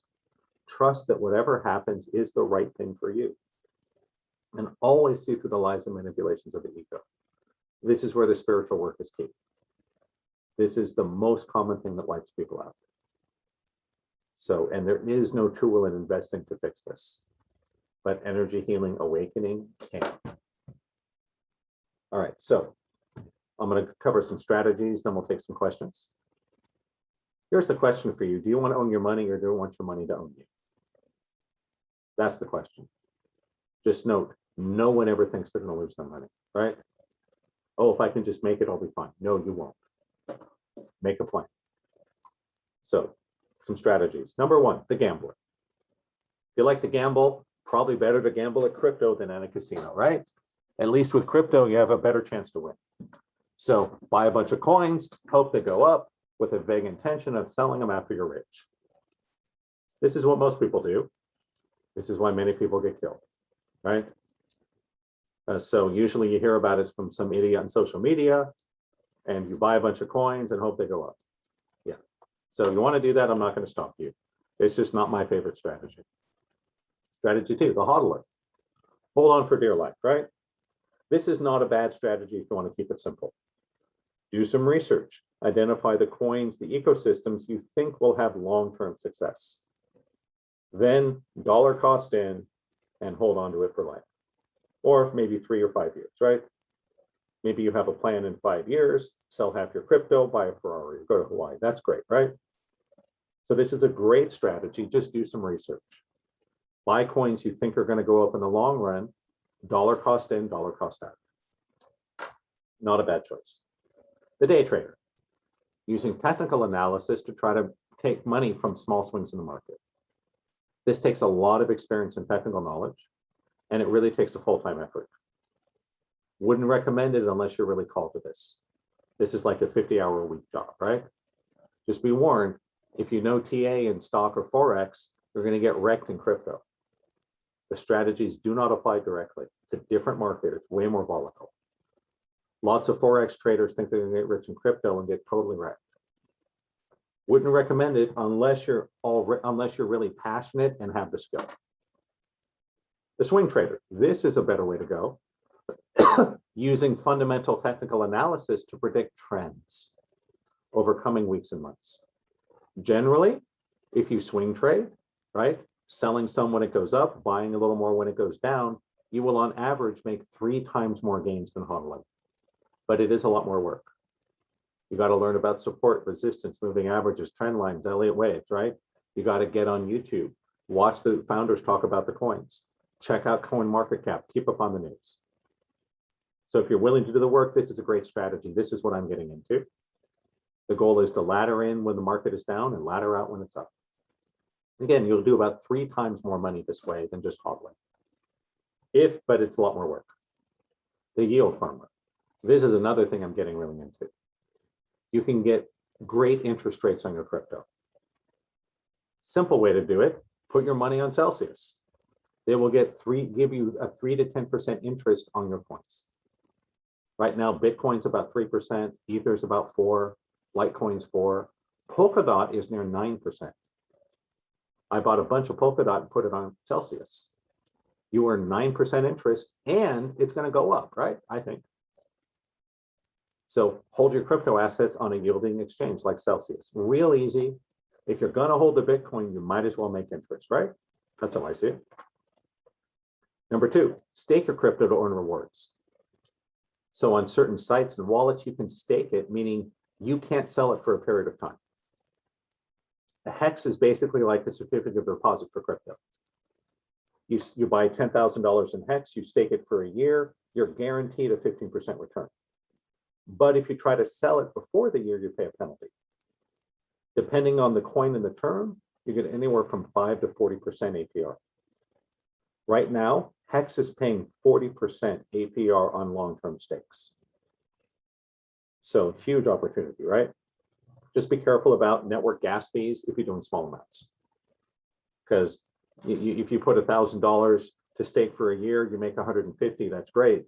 But you paid an $80 gas fee to get in and 70 to get out. So you made nothing, right? So just watch out for that. Last is yield farming. This is freaking awesome. It's a lot more complex, but basically you provide liquidity pairs to exchanges. They use the currency you've provided to facilitate trades, and you get a big chunk of the network fee. So with yield farming, you got to be careful of what's called impermanent loss. Basically what that means is, this is complex, but this is what you've got to really watch for.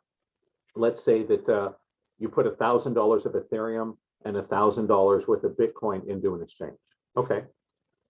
And every time someone in that exchange trades Bitcoin for Ether, they use your coins to facilitate that, and you get paid 80% of the network fee, of the fee for the exchange. So that's how you make the interest, right? Here's the problem. Let's say that Ethereum goes up in value much faster than Bitcoin. Well, in order to keep the liquidity pool balanced, as soon as Ether starts going up, it has to sell it to buy more Bitcoin to keep the amounts equal. That's impermanent loss. That's a big problem, because if you have coins that go up or down at different rates, then you lose out on the appreciation, you miss out on the winners, and you get more of the losers. The upside is you can make decent money. I started doing this a week ago, and with an $8,000 investment, I made $300 in 3 days. That's not bad, right? So I'm getting almost $100 a day on an $8,000 investment.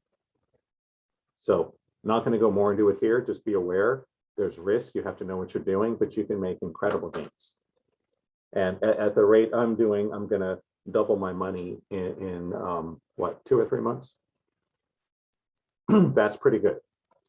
I don't know where else you can do that. So impermanent loss, this is the thing you have to worry about, right? The key is when you provide pairs that tend to move together, it's less risky. So if one of them goes way up, you're going to miss out on the gain. That's what it comes down to. So there's still danger even at a high yield. Then there's the miner. The miner is you provide the hardware, the software to validate the nodes. Just, I would say, don't do it. This was a great idea 10 years ago. Today, you have to spend tens of thousands of dollars or more buying specialized hardware and software to do it. So unless you're looking to make a huge investment, mining, not such a great idea. Best practices. Anybody can get hacked or scammed. You might want to track all your trades, right? At some point, the tax man is going to come knocking. There's software for that. Always think about tax reporting. You might want to talk to your accountant, your financial advisor before you buy coins to understand how are you going to report this to the IRS? Because again, there's not clear guidelines right now. Don't try to pick tops and bottoms. Either ladder in out or dollar cost average. Either average it over price or over time. Don't go in all in or all out at one point. Too risky. Create specific goals for each coin. When you're going to sell it and how much of it. And then either use limit orders or set alerts. So when the price hits your price point, you go and sell it. Because again, with swing trading, especially, if you don't do this, you're missing out on 3 times the gains. Always be learning. There's so much more opportunity than there was 4 years ago. And one of the reasons I encourage you to get involved now is the market's only going to get more complex. Right now, it's still possible for one person to understand everything happening. That won't be the case in 5 years. It'll be way too much. So always be learning and always be working on yourself. Subconscious clearing, coaching, awakening, embodiment work, quantum field work. The rest of it is details compared to that. Last thing I want to do, and then I'll take a few questions and we'll wrap. Create multiple on-ramp, off-ramp accounts, right? Have multiple wallets. If you want the extra security, look into a hard wallet. Just realize it comes with risks, right? It could get broken, it could fail, you could lose it. Carefully back up and secure your passwords and passphrases. Always use 2-factor. Anything you're just going to be holding for a while, might as well put it on Celsius and an interest. Right? You get about 9% on USDC, about 9% on Polkadot. I get, and et cetera, right? It's like 3 or 4% on Bitcoin. If you're going to hold it for 3 years, you might as well make interest. Your other coins, you can either stake them or actively farm them to be making money on them as you hold them, right? And limit orders are designed to automatically sell some of your crypto when you hit certain price targets. So either use limits or alerts to do that. So yield farming would be, for example, let's say you buy a house. Well, you buying the house because you think over time it'll go up in value, right? Do you just leave the house sitting there empty? No. You either live in it or you rent it out, right? Right. So I would say do the same thing with your crypto. Leaving your money on Coinbase is kind of like buying a house and leaving it empty.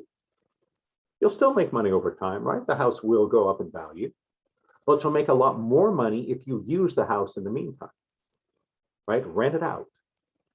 That gives you yields income on top of the appreciation. Same thing with crypto. Buy the right coins, hold them, but can you hold them in a way that you can also earn money on them in the short term, right? Don't just buy the house and leave it empty, rent it out, make some money on it, right? So you have both an income stream and an appreciating value. That I think is the great strategy here. So I'm going to give a couple sample portfolios. Again, please don't just blindly go buy this. Go research these at least a little bit, right? Spend at least 20, 30 minutes on each coin before you buy it. So good balanced portfolio, 15% Bitcoin, digital gold, right? You can put it on Celsius. You might as well earn 3 or 4% interest. Ether is kind of digital oil. Might as well put it on Celsius, earn some interest. I love Hex, and maybe when Pulse Chain comes out, Pulse Hex. You can stake it through MetaMask on go.hex.win, take it 30 seconds. Earn 15 to 40% interest on your Hex. And it's appreciating. Kusama, another great ecosystem. Kusama is the test net, DOT's the currency. You can hold it. Right now, Celsius is paying 8.8% interest if you hold your DOT on there. I really like Solana, also Serum and Ray are also coins in the Solana world. You can either stake it with a Soulflare wallet or actively yield on it with yield pairs on soulfarm.io. Just be careful. Either know what you're doing or talk to me or someone before you do this, because you can screw it up, right? There's a lot of risk, but this is where you can make like 1 to 2% a day on some of your pairs. Even the safer pairs are yielding 0.3% a day. And Celsius, the Celsius token is kind of like a market index that it's going to move with all the cryptos. So it's kind of like buying the S&P 500 for the stock market, right? It's not a bad one to have. That way you're not picking winners or losers. You're just kind of buying crypto as a whole. So that's number one. If you're a little more conservative, then we focus on the blue chips, right? Bitcoin and Ether are your blue chips. If you want to be more conservative, do like 40% Bitcoin, 40% Ether. It's not going to go up as much, but it's also less likely to go down a lot. Fair enough, right? So if you're older, if you're in your 70s, I wouldn't be looking at a 30-year horizon. Nothing personal, but you may not live that long. You might want to be more focused on 3, 5, 10 years, right? Or if you have a kid going to college in 5 years, and you're going to need some money, you might want to be a little more conservative because you wouldn't want to have to sell in the middle of a bear market, right? So a little bit of Hex or Pulse, a little bit of Kusama, a little bit of Solana, a little bit of Celsius. If you're more aggressive, especially if you're young and can afford to lose the money, a little bit of Ether, might as well buy some digital oil, bigger position in Hex, DOT, Solana. Aave is a great DeFi utility token. I think it has a lot of upside. Uniswap is the tokens for the decentralized exchange Uniswap. This has gone up 50% since the China crackdown, because everyone in China is moving to Uniswap. ADA Cardano, I think it has a shot, right? You can put it on Kraken, get 5% interest. And I would say, pick your favorite moonshot. Pick a crap coin that you like for whatever reason, if you think has a chance. This is playing roulette, right? It might go 100x, more likely it's going to 0. But you know, if you don't mind the risk and you can have fun with it, again, it's better than a casino, right? At least you have a chance of winning here. Here's some crypto resources. You guys all have the slides. I'll post the link again just in case you missed it. But sites for research, on-ramping, off-ramping your money. Easy way to get interest to Celsius. I posted my invite code earlier. I'm going to put it on the screen in a second. If you guys use my code, I get $30 in Bitcoin in 6 months. So it's cool, but you know, if you lose it or don't want to, that's fine, not a big deal. Coinbase is nice because it's very easy to use, and they have tools for dollar cost averaging. If you want to do limit orders, you're going to need KuCoin or pro.coinbase. Personally, I don't like Binance. The support is atrocious and they're really sketchy. Some people love Binance. I'm not a huge fan of KuCoin either because I had to deal with their support and they're awful. That I was trying to get my coins off of KuCoin that I did 4 years ago. It was a gigantic headache. I finally got in to realize I have $200 worth of Bitcoin there. If I had known it was only that, I never would have done it, right?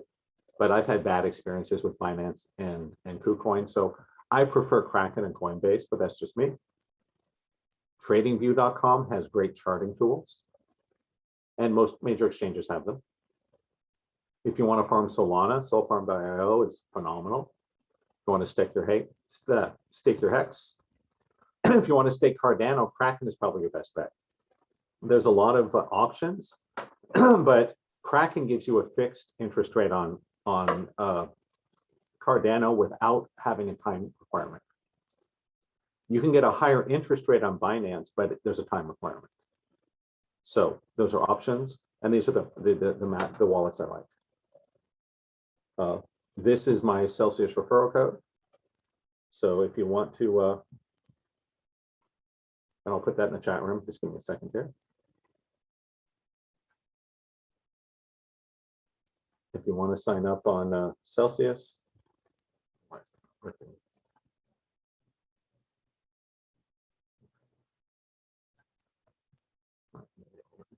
here. All right, well, I'll copy it in a second.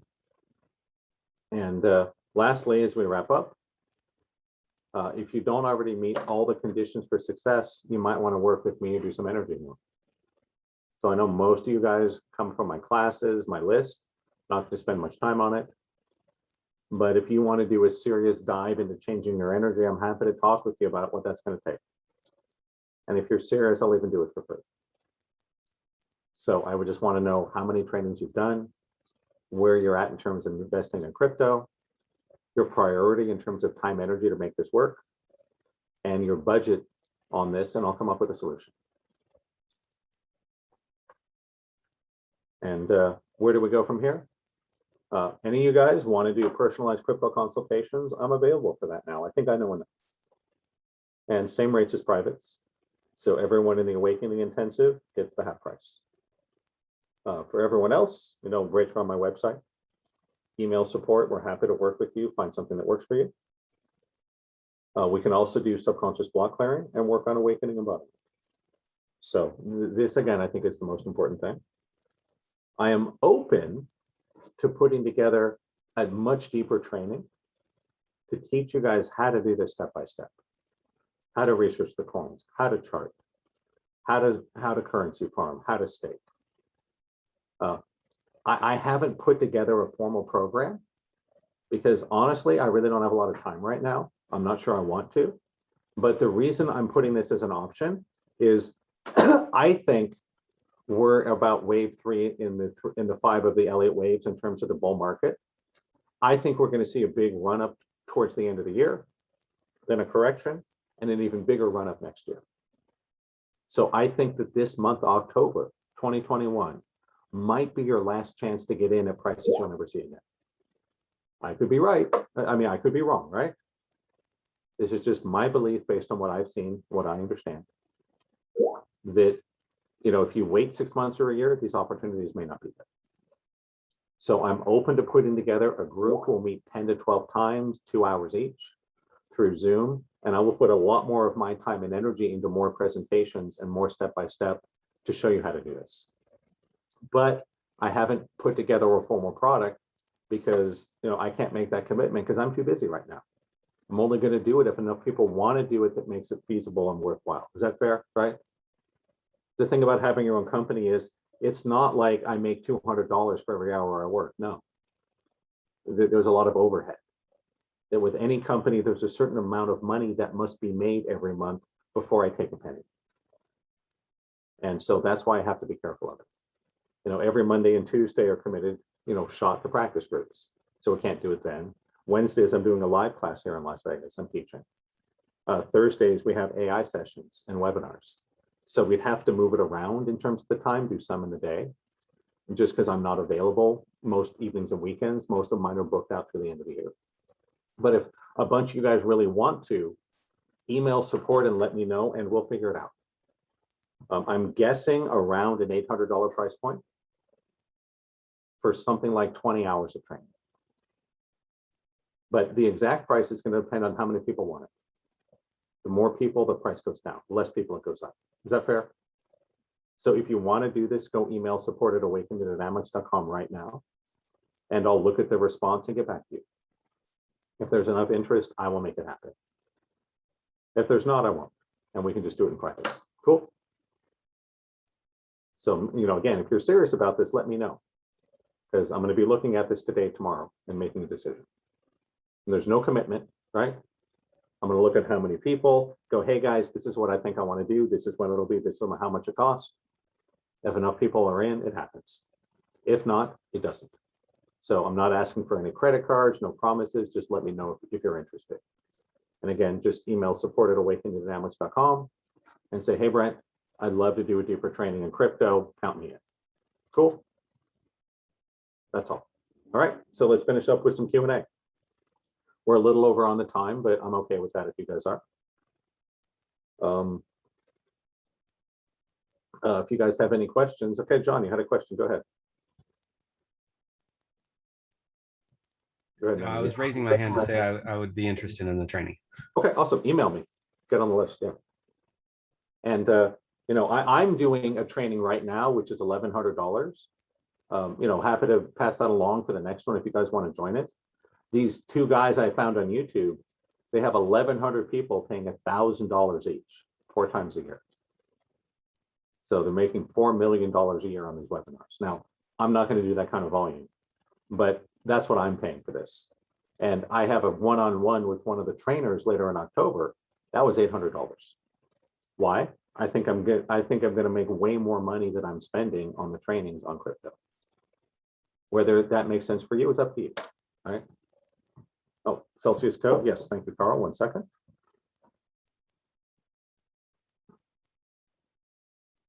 There you go. So if you guys want to use my Celsius referral code, here it is. Full disclosure, I do get $30 in Bitcoin in 6 months if you use my code. Brent, So- did you just say you were going to pass along that information for that training or no? No, I said just email support@awakeningdynamics.com if you're interested. I'm going to look at how many people are interested and say, hey guys, we have 8 people or 13 people. This is what I need to charge to make it happen. I need this many people. Are you in? That's all I'm looking for. I apologize. I meant the group that you said that you found that you had. Oh yeah. I think I have this YouTube channel here. It's I think his stuff is really good.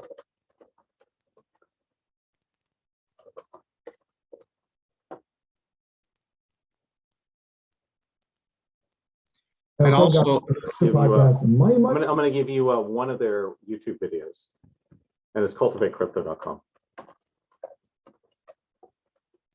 So I'm sorry, what was that called again? it's called cultivatecrypto.com. I just put the website in the chat room.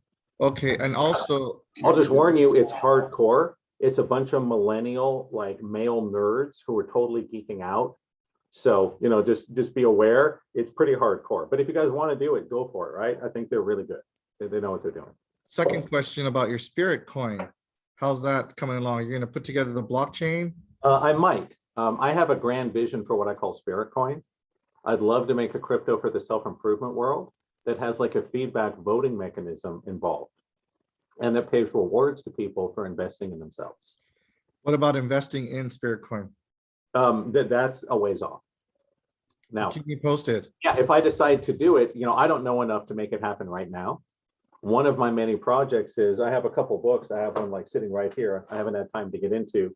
I want to build my own blockchain. So in engineering, they say always plan to throw the first one away. So I'll probably build the first one on Ethereum because that's what's best supported and just see what's involved. And then after I've done that, then I can come up with a better business plan because I'm going to have a significant investor to do this. We'll probably need at least $10 million to get started. So, it's a big chunk of work, right? But I have a lot of vision. I'd like to create a Las Vegas-based coin. I want to create a Spirit coin for self-improvement. Vegas based coin, that'd be cool. Yeah, so there's different things I'm thinking about. But that's a little over my head right now. I don't feel competent today to start a project. If I have some material on blockchain tutorials, where do I send it so I can give you access to it? Just email support, that's fine. All right, but you didn't get it from me. Well, no, I didn't get anything from you. Nope. Send it through support. That way you can say, honestly, you didn't send it to me. Send it to my assistant, right? Right. Nope, I never sent to me, not my email, right? And I did look into doing a hedge fund too, because I know a lot of people like, Brent, let me just give you my money, you manage it. The trouble is there's a lot of legal obstacles and hurdles that have to be jumped to do that. It's doable, but one thing I learned is to invest in a hedge fund, you must be what's called a qualified investor. So you must have at least $1 million in liquid assets or an income of, I think, $300,000 a year. Otherwise, it's not legal for you to give your money to a hedge fund. So, you know, the little things I've learned. And I actually contacted a law firm about that. They never got back to me. I think they're so busy. There's some law firms that specialize in crypto and crypto hedge funds. Other questions? I'm happy to answer them. Yep, the 8s are a number of abundance. One of my teachers, when she started practicing, she made sure all her prices always added up to 8. So people would say, why do you charge $71 for a half-hour session? She goes, oh, because it's an 8 number. So that was one of her tips. Always make your price add up to 8. You have the digits. Other questions? I'm happy to answer them. Otherwise, we can close up. You know, go about your day. I have a question. Yeah, go ahead. If I have, you said the forking sometimes results you doubling your money. Is that, did I understand that correctly? Here's what happens. Let's say Bitcoin forks into Bitcoin Cash. This happened 4 years ago, right? Well, I mean, before you answer it, let me give you an example. I have Ethereum on Coinbase. Yep. And I have it in their wallet on the exchange. So for me, when they're gonna split, how do I take advantage of it? Yeah, you have to put it on your own wallet. If it's on the exchange gets the fork, and they don't even tell you about it. Okay. They just take it, and they make money on it. Like basically doubling the money? Right. Well, it depends on what the coins do. Okay. But yes, it's if you move your Ether to say MetaMask, then when Ether forks, you get copies of both forks. So for example, Ethereum and Ethereum Classic. When Ethereum forked to Ethereum Classic, if you had your coins on Coinbase, which I did, you heard about it in the news, but nothing changed. All you see is your Ethereum. If you had your Ethereum in MetaMask, then all of a sudden one day, Ethereum Classic appeared and you had a bunch of that for free. That's the difference. So it's one of the ways exchanges screw you, is when the coins fork, they keep the forked currency and never tell you about it. So how can I take advantage of the Celsius issue then? If I move my Ethereum to Celsius, then it's right. You're not going to get it. You're not going to get the forking advantage, but you will get interest. I mean, the best way would be keep it on Celsius, except when there's going to be a fork, and then move it to MetaMask. And do you know if there's a fork coming for Ethereum? There is. There's talk of it. I don't know if it'll be a soft or hard fork. Okay. But they are going to have a major fork when they introduce proof of stake. Whether it's a soft fork or hard fork, I'm not sure. Because a soft fork, it doesn't matter because it's backwards compatible. Okay. But for example, I think there's going to be a hard fork between Ethereum and Ethereum 2. I think. When that happens, I would take my Ethereum off of Celsius, put it in MetaMask around the time it's going to happen, then wait until it forks. And when you see the Ethereum 2 sitting in your MetaMask, then you can move them both back to Celsius. That's a soft wallet, right? What you're saying. Right. Yeah, soft wallet. Is this story the same for? I also have Litecoin. Is it gonna fork as well? Do you see that? I'm not aware of any forks in Litecoin, but it might happen. Okay. I have a little bit of Litecoin I bought, but it's gone nowhere in 4 years. Right. So next time I unlock my Celsius, I'm selling my Litecoin. Oh, you don't think there's any point in holding on to that? I don't think so. Well, there is a point to it. It's just I think there's better places. That's all. I Okay. think if Hex and Dot and Solana are going to go up a lot more than Litecoin. Okay. Lakrita asked, are we offering the energy session for one-on-one or for the group? Well, one-on-one mainly. If you want the group energy session, that's the Awakening Intensive. So that exists. But you can't just sign up for the Awakening Intensive, right? You have to go through a process, a selection process and training first. Yeah, I think it's the London-based. Yeah, it's in testing right now, as far as I understand. And I think it's going to be a soft fork, but I could be wrong about that. Again, this is why I say you got to put some time, keep on top of it, right? Usually forks are announced ahead of time, and you just simply need to be aware and move your coins into the wallet ahead of the fork, or you miss out on the benefit of the free coins. And a lot of the crypto world's like that. It's very insular, very cliquey. If you aren't tapped into the right sources of info, you're going to miss out. Usually they announce the date ahead of time. Usually. But again, there's no regulating body for cryptocurrency forks, right? The development teams can kind of do whatever they want. But generally, yes, it's announced ahead of time. I assume you will let us know if you know something, right? In the groups. You What's know, I that? mean, I'm part of AI and in the groups. I assume you will let us know. Yeah, of Okay. course. Okay, Yeah. thanks. I mean, I'm not going to spam the AI group every time there's crypto news, but if there's something big, absolutely, I'll let you guys know about it. And I would consider a hard Ethereum fork a big thing, right? There's some crap coin we've never heard of forks. I don't care, right? Will there be a replay? Yeah, it's recorded. I'm going to have my assistant send out the replay link probably tomorrow, Monday. So don't worry, it's coming, right? It is the weekend, so,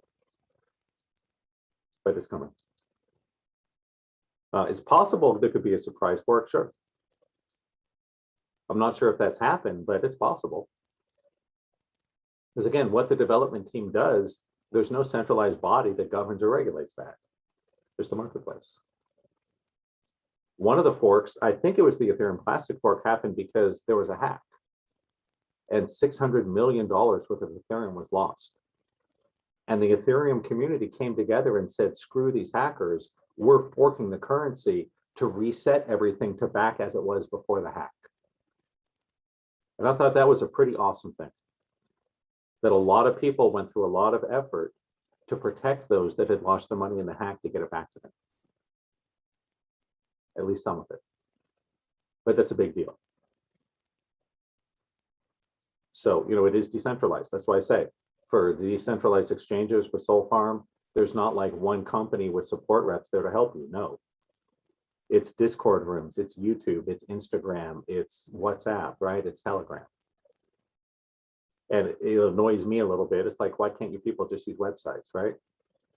You know, they're young and they're tech savvy and doing things different because that's what young people do, right? We all dress ridiculously when we're in high school, don't we, right?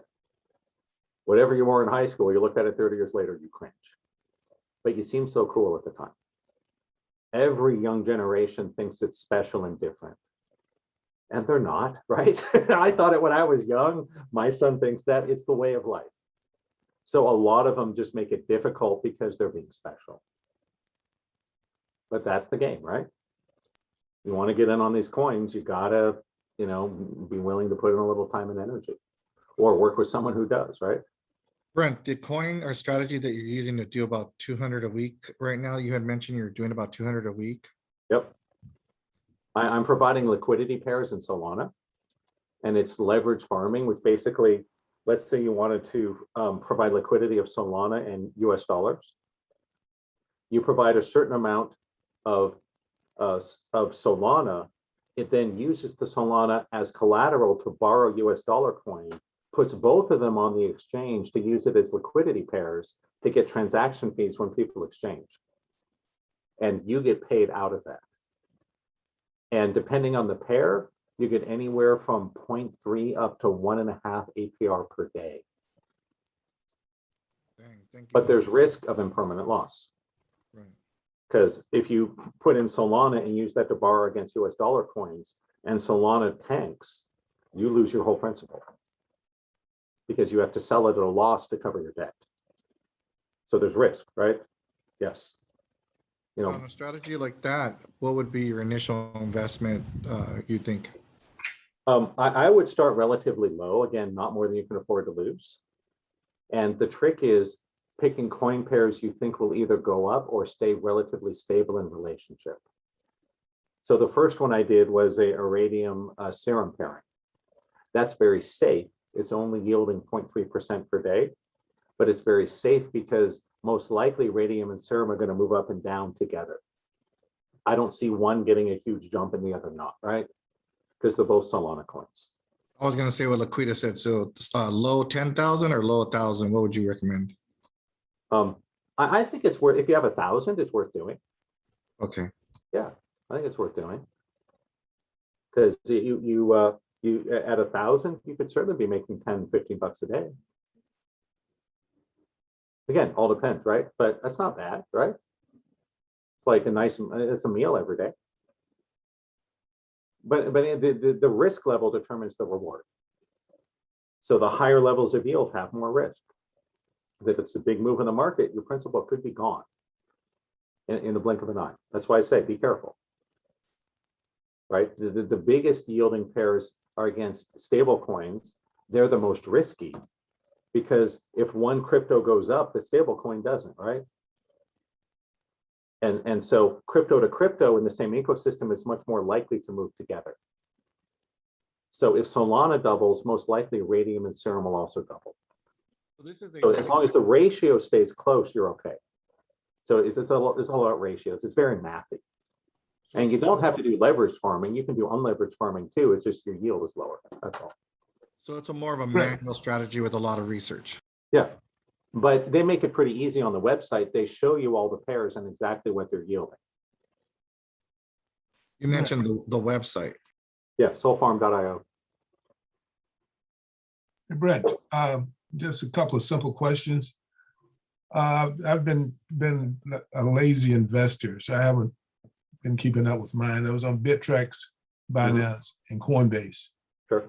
And my questions, I have three. First, when did you move to Las Vegas? Earlier this year. Two, hi is RJ. And three, what happened to my Ether wallet? Yeah. I don't know what happened to my Ether wallet. I never used it. Mm-hmm. You might have to go just dig on that. Just go Google it, see Okay. what happened. Okay. I can tell you what happened with Binance. Binance shut off their system from US people a few years ago. Wow. They created a new website called Binance.us that's a separate entity for US customers. Okay. Here's what you're going to have to do for Lacey, because I had money on Binance that got all of a sudden was gone. You either have to work with someone out of the country and log in through their computer, and that's what I did. Okay. I had a friend in Canada that we did a Zoom session, he screen shared, and I went through Zoom to his computer to log into my Binance account. Okay. To send the coins to my Coinbase account to get them out. Okay. So, or you could use a VPN Okay. to hide your physical location. Okay. And that's what you're going to have to do to get your coins off of Binance. Okay. And it's a bitch. They require you to both have an email and a text verification within 1 minute. Okay. So you got to be really fast on it. Like we spent 3 hours one night just trying to get one transaction to move my Bitcoin off. That's just one of the reasons I don't like Binance. It's really effing hard. Good. And I have good tech skills and I type fast, right? Yes. Right. So, just be warned. You can do it. It's just there's a few hurdles to jump. Okay. And you are now in Las Vegas, right? Mhm. Okay. Wow. Yep. Good. Yeah, crazy story. Long story short, there's not one big reason why we moved to Las Vegas. There's dozens of small reasons. And the best reason I can give is it felt like what I was guided to do.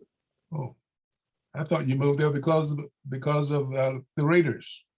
Nope. I'm more of a Rams fan. And RJ is doing good. He's thriving Doing in Las great. Vegas. Yep. Good. 'Cause, Thanks a lot. You can't go against your childhood team, right? That's why I do have, the Rams was my primary because I live near Anaheim Stadium, but I'm also kind of a Raider fan because they came to LA for a while. Yes, yes. And in the 90s, my best friend who I used to work out with, he was a huge Raiders fan. Great. So I watched a lot of Raiders game. And so I'm like, yeah, I like both teams, so sue me, right? I'm allowed to have two teams. There's nothing that says I can't. Good. Thanks a lot. But Thanks. I'm not as much of a Knights fan because the Knights, they weren't a childhood team for me, right? Yeah.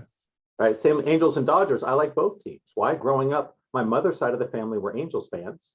My father's side of the family were Dodgers fans. And it was fine because Yeah. back then, the only time the teams ever met would be the World Series. Yeah. Right. So I'm allowed to have two teams, damn it. Don't tell me I can't. And when they play each other, it's all about who has more at stake. Yeah. Right. Like my dad went to UCLA for undergrad, SC for grad school. He was always a fan of both teams. Yeah. Then, but more UCLA because that was his alma mater, right? All right. Yeah. And I think it was 2004 when SC was on the road to a national championship. And when SC played UCLA, he was always wearing UCLA garb, right? And I was like, oh, I didn't even want to go over because I'm like, my dad's going to want UCLA, but I really am pulling for USC because UCLA is going nowhere, right? And I showed up and my dad's fully decked out in his SC gear. I'm like, oh, thank God. So he was willing to sell out his alma mater when there was a championship on the line. So anyhow, doesn't matter, but it's fun. Yeah. Thank you. Thank you. Yep. And thank you for a wonderful, wonderful presentation. Alfred, if you move from Coinbase to Celsius, does it appreciate the same way? Yes. Celsius is an exchange just like Coinbase. The difference is they pay you interest. Now, there's also a second level of rewards in Celsius tokens that unfortunately you do not get in the United States, which sucks. You can thank the US government for that. So you don't get the extra rewards of Celsius tokens, but you do make 3, 5, 8, 9% on your coins. And if the coins double, it doubles.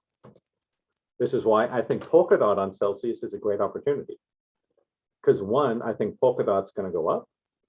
It could go 3x in the next year. And they're paying 9% interest. How many places can you get 9% interest on an appreciating asset? Good luck with that, right? With Hex, you'll get between 15 and 40%. The difference is with Hex, it has to be staked, right? So if you stake it for a year, you can't touch it for a year without paying a penalty, like a certificate of deposit or a bond. You can cash it out early, but there's a big penalty. So if you're willing to lock up your Hex for 1, 2, 3, 5, 10 years, you can get a huge return. I think 10 years, they're paying like 35%.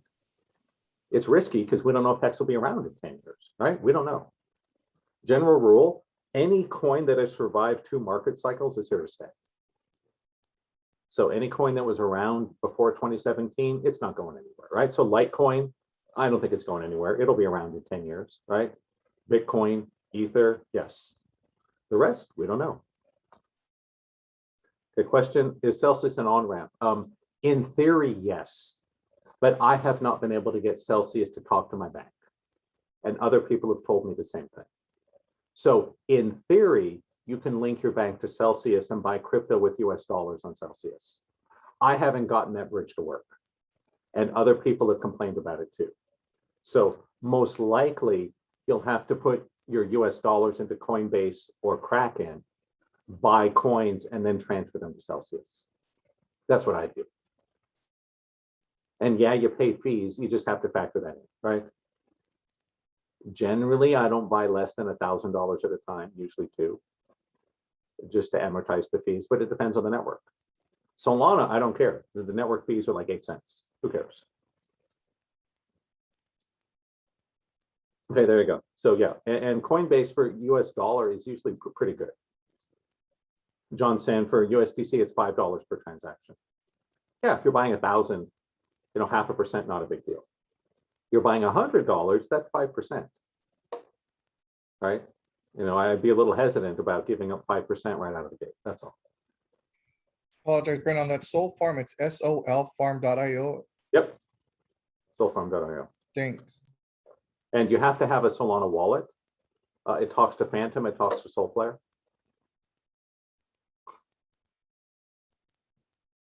Yeah, and if you're just looking to yield without too much worry about the underlying assets, You could buy a bunch of USDC on Coinbase, send it to Celsius, and then start earning your 8.5%. There's risk, right? Again, if you lose the password, if Celsius goes bankrupt, if USDC tanks, there's risk. But that's why there's a big reward, right? I don't know anywhere in traditional finance you're going to make 9% or 15% that easily. Certainly not with small amounts, right? Maybe if you had $100 million, but not for 1,000. This is why I think DeFi is the killer app. It's going to make all these complex financial shenanigans accessible to regular people like you and me, right? My friend Sergio walked me through Soul Farm. It took us 20 minutes and I was yielding. Now, I understand tech, but it's really not that hard. You just got to be super careful. Got to be really careful. And if you're willing to do the work and be careful, there's a big reward for that. Now, I think that Bitcoin is going to go 2 to 3x. I think we're going to see 90,000 by the end of the year and between 120 to 240 by the end of next year, based on the Elliott waves and 60-day cycles. But we don't know. Another thing I'll just throw out there, I think there will be a big tank in crypto's future. I think the shit's going to hit the fan at some point with the perfect storm of bad news and regulation where the market might drop 50, 60, 80%. But I think it will recover. That's why I say be careful, right? Plan it out. Don't gamble more than you can afford to lose. I would hate for that 80% drop to happen the year before you start laddering out to pay for your retirement, right? Right. So there is still an advantage to money in the bank, more secure. But even that's not perfect, right? Yeah. Well, there's a lot of theories that there's no more gold in Fort Knox. The laws have been changed. Our bank accounts are not as protected as they used to be. And if I had to bet on either the integrity and competence of the US government versus my own technical and organizational skills, I'm going to bet on myself. That's kind of the crypto mindset. Does that make sense? That we take accountability and responsibility for our wealth and our money. And it's on us if we fuck up. It's also on us for the rewards if we do well. That's the big picture. And if you think this is going to zero, please don't buy. Never try to catch a falling knife. Other questions? Otherwise, we'll wrap up. We're almost at 4 hours. I'm sure you guys are getting hungry. I am. All right, awesome. I just want to say Celsius is giving me a hard time. It keeps wanting to verify me over and over and over again. Yeah, it's a bit of a pain in the butt. You might have to use the app on your phone as part of that. One of the things I don't like about Celsius is there's some things you need the app for. So what I'm doing is I'm using my old phone as my authenticator because I have the app on my new phone. Just because I never want to have the login with the password and the two-factor on the same device, right? Okay. But yeah, it's a bit of a pain. You have to upload copies of your driver's license and all this stuff. I did that, and it still doesn't verify me. Okay, yeah, you can ask the support. Celsius does have support. Just don't expect a fast response. Okay. Right, they'll get back to you in 2 or 3 days. All right. And yeah, I mean, you're running into this is one of the headaches of crypto. And this is why there's big yields, because not everyone can get through the headaches. It is a bad website, but it's a great business model. And Celsius is the 800-pound gorilla of centralized yielding exchanges. They actually have agreements with each individual state, I think except New York, that allows them to do what they do. Coinbase tried and got shut down by the SEC. That was all over the news. But Celsius is doing it through a different loophole and it's working. But there's risk no matter where you look. It's just a matter of, can you manage the risk and make it worth it? Can I just say, this is why I just tell my son to let me know how much he plans to invest and I just send him half. Yep. Yeah. It's not for everyone, right? You got to be willing to watch a lot of bad YouTube videos, spend time in freaking Discord chat rooms, etc. And that is to get the big opportunities, right? No, anybody with some market knowledge can do some basic technical analysis, day trade, swing trade, whatever, right? But this is the crypto world, and it's a gigantic sausage fest. Like, I honestly have not seen a single woman on that class I'm taking with those guys. I'm sure they're there, right? I have never seen a single female on any of the Q&A sessions once. But again, that's part of what has to change to get to the mainstream. It can't just be a bunch of hardcore millennial male nerds, right? All right, cool. Last chance for questions. Just remember, if anybody is interested in doing a deep dive, I'm guesstimating $800-ish price point. Depends on how many people. We do like 10 to 12 sessions on Zoom, and I go a lot deeper into these things, right? We'll cover technical analysis, where to get charting software, how to look at the 60-day cycle, right? Stuff like that. Just email support@awakeningdynamics.com and let me know if you're interested. I'll see how many people are interested, send out a proposal. If enough people are in, it happens. If not, it doesn't. If it doesn't, don't worry, we can do this in private too, right? I'm just trying to leverage the economics of scale. If there's 10 people interested, it's better we do it as a group. So you all can pay less money to get the same stuff, right? That's all. I'm just leveraging technology to make it more efficient. I'm sure you'll get the minimum 8 to 10, especially if you send it out to your whole list. And second, thank you for putting this on, because I didn't want to, I wanted to understand more. That's the main reason I did this. So when I hear you or anybody else, like my son and them, have these conversations, I can understand, right? And hold a bit of a conversation with them. It is its own language in a sense, and you need to learn the jargon, right? Honestly, 6 months ago, I didn't know most of this. I knew what crypto and blockchain were, but I didn't know about yield strategies. I didn't know a lot about the security in different kinds of exchanges.